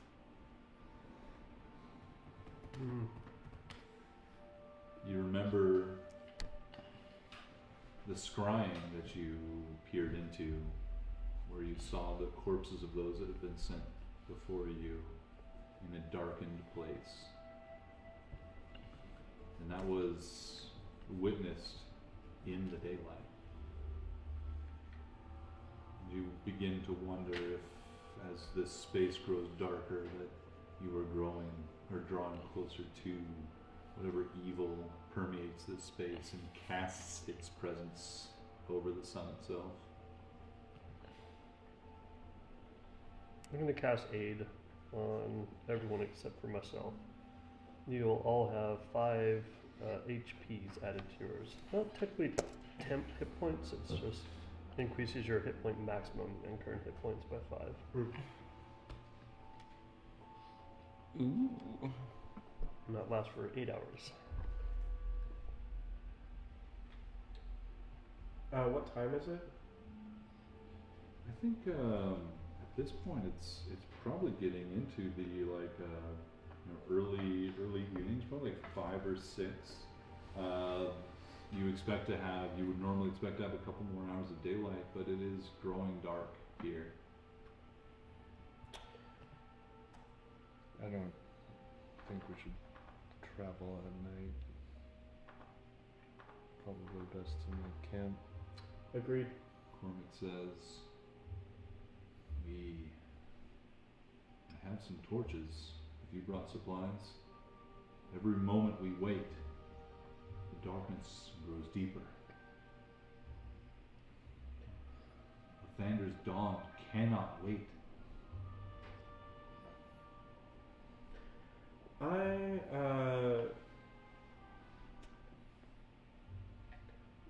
Cormac, Lathander would want us to be as prepared as possible to drive the evil from the land. To do so, we should rest and reflect on what we've learned so that we can have the best chance to be rid of this evil. We can continue for a little bit longer, but Give me a persuasion check.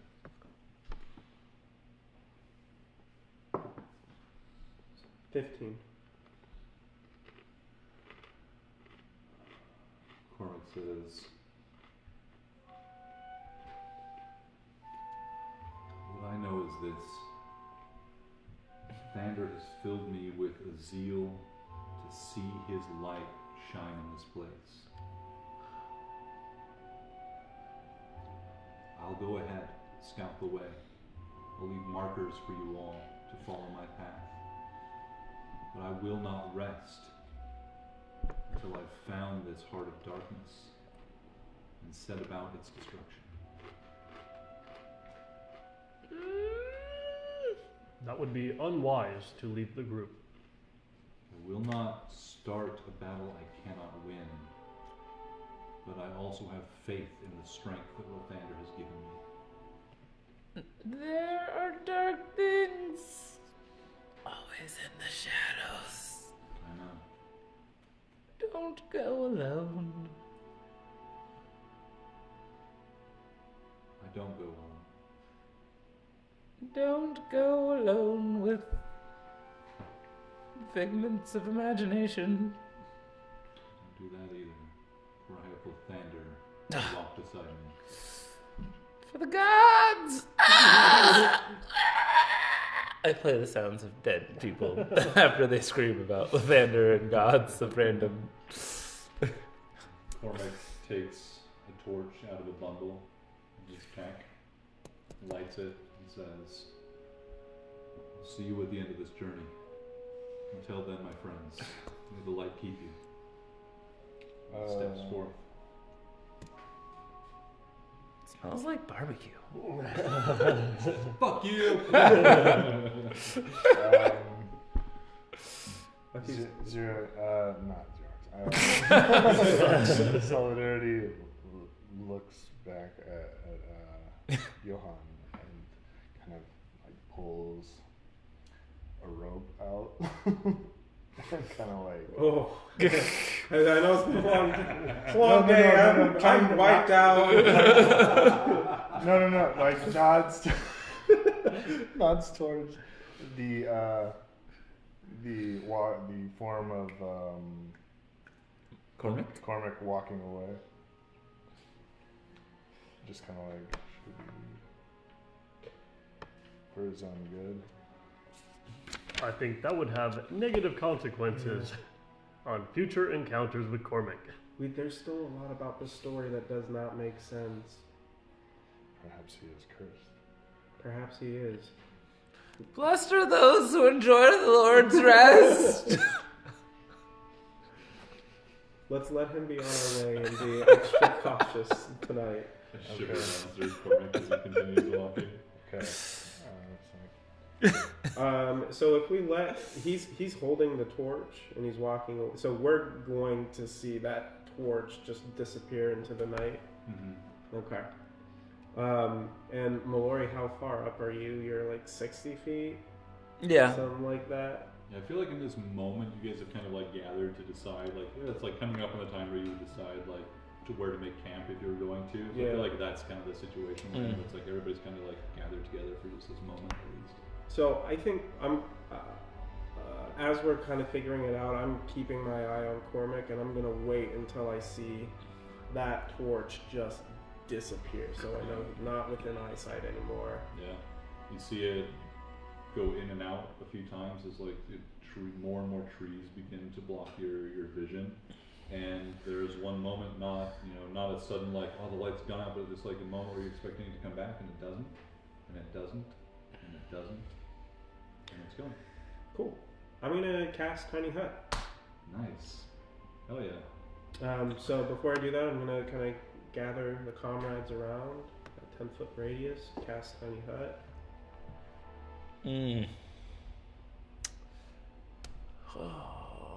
Well.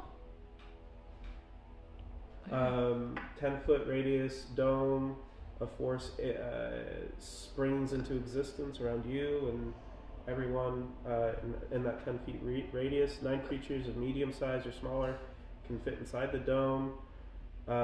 Creatures and objects within the dome, when you cast the spell, can move through it freely. All other creatures and objects are barred from passing through it. Spells and other magical effects can extend through the dome or be cast through it. The atmosphere inside the space is comfortable and dry regardless of the weather. Until the spell ends, you can command the interior to become dimly lit or dark. The dome is opaque from the outside of any color you choose, but it's transparent from the inside. So I'm just going to kind of use it to blend somewhat to the same color of the trees in the area, dimly lit on the inside. Hell yeah. They can't.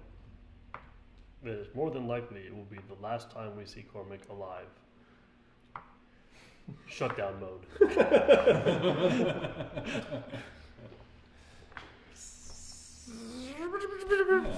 Celester! Someone should tell her what's going on. Yeah, we gotta report back. You still have that coin? Yeah. Mallory, you feeling a little brave? Always. We need you to get far away from the camp for a moment so they can scry and we can send him stone. I was already planning on that, but yeah, cool. Sweet. I wasn't going to stay with you all, but now we have a tent hunt. So it doesn't make sense not to. So you are stepping away from the group to use the stone to commute. No, I'm stepping away from the group so they can use the stone gotcha. without my coin interfering with the scrying process. Okay. And is anybody gonna communicate back to Sarah? I'm sure she's worried about you all. Fuck The her. 5 Nah. times says she's ready with a blessing No. for all those who might need it. Fuck the gods. We're fine. Fantastic. What do you report back to Cecilia Elstar and the Wayfinders Guild? You have this is similar to the message spell, so you have 20 words to send back to them. Let him know about Cormac and Worms. Still advancing. So we didn't. Did we update the Wayfinders Guild on day one, like when we got to the village and found the priest and all that? No, we've been waiting for that No. update as well. No. I thought we did. I don't Now we think opted to did. wait till the end of the day. Oh.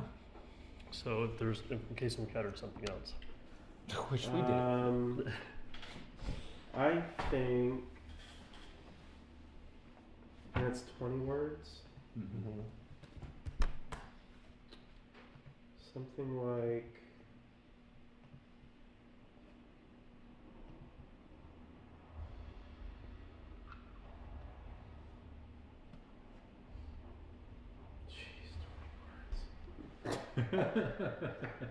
Something like met sorrow, got coin, blocks scrying, met Cormac, defeated worms. Yeah, the 20 words. Okay. Undead Fucking magic creatures. Continued on, nearing tomb. Cormac went ahead. Bye. That's 20 words. Something to that, I think, is that Yeah. pretty much So the I message think you want to it's- get across? Twitter. Yeah, I think that definitely sets the idea for what you can get across. But yeah, if you guys want to fine tune it for any specific pieces of detail you want to make sure get communicated clearly, feel free to discuss. I think they should know that we are still doing well. I mean, relatively. Still advancing towards the mission, towards the goal.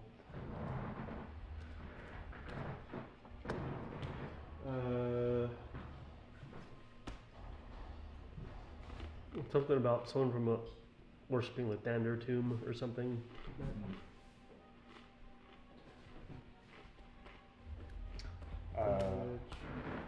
Met survivor of massacre from Lathander tomb.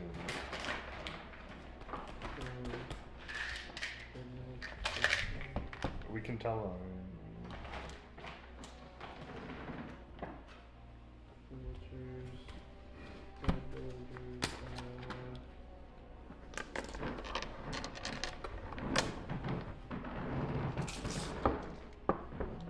So I think, and so what I put together was met priest in village.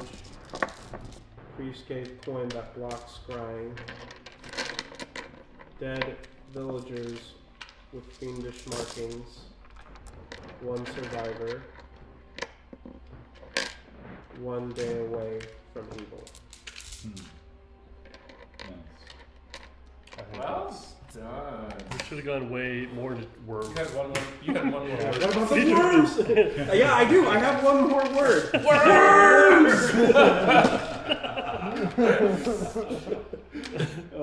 There's a very understood a semicolon there. Just worms! Exclamation mark. Fantastic. You no longer have the shield to examine, but Mallory, you did have the journal. If you want to look at that yourself, you can give me an investigation check. If you want to share that Oh, I with the want to group, share the journal with the group. you can do that with advantage, or any one of you can roll as well. Someone with a better investigation than I should roll. Not I. Just on me. Oh, that's not good. I was relying on you. Yeah. You should roll 2 though, so it's you and. Oh, okay. Yeah. Well, it's 16. That's still better than what I'm gonna roll. 14. Oh, I have Flash of Genius, and you can add my intelligence. Only 2 people get to roll. I am 2 people.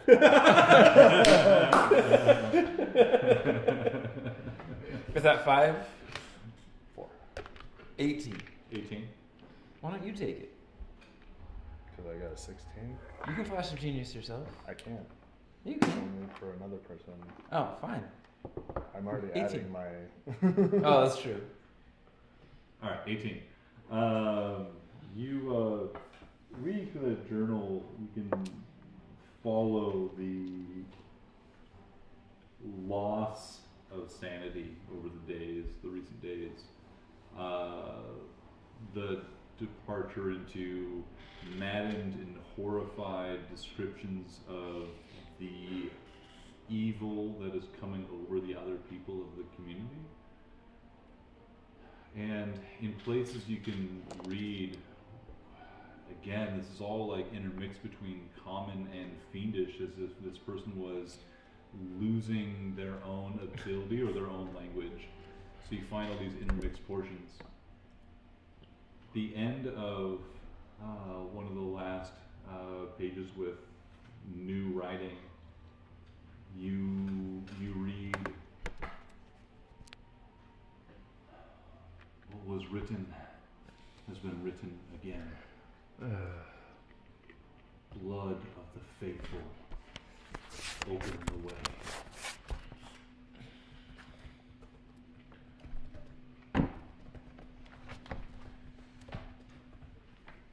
That's a great song title. Yeah. Yoink.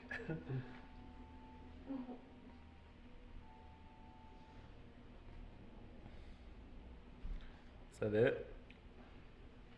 It is. With that repeated multiple times in more and more fiendish until it is illegible and unreadable to you. That ominous message sticks to your mind this evening as you guys rest safely within your tiny hut. As I hang out with this ring, does it appear to be magical? It does! Yes! You have found a ring of protection! Yes! +1 to AC. Nice. I go ahead and sip that on my feathery toe. Just kidding. It's on my toe. It's not feathery. Elven ringsmith would be horrified. Did you? Toe. Here. Too bad. No. I loaned you they're like blue ones. He might have left them here. Probably left them here. I think Mark might have them. Do I have dice for you? Oh, I might have dice for you. Because I didn't take them, and I'm pretty sure Josh left them. Where? Where are his dices? Oh, where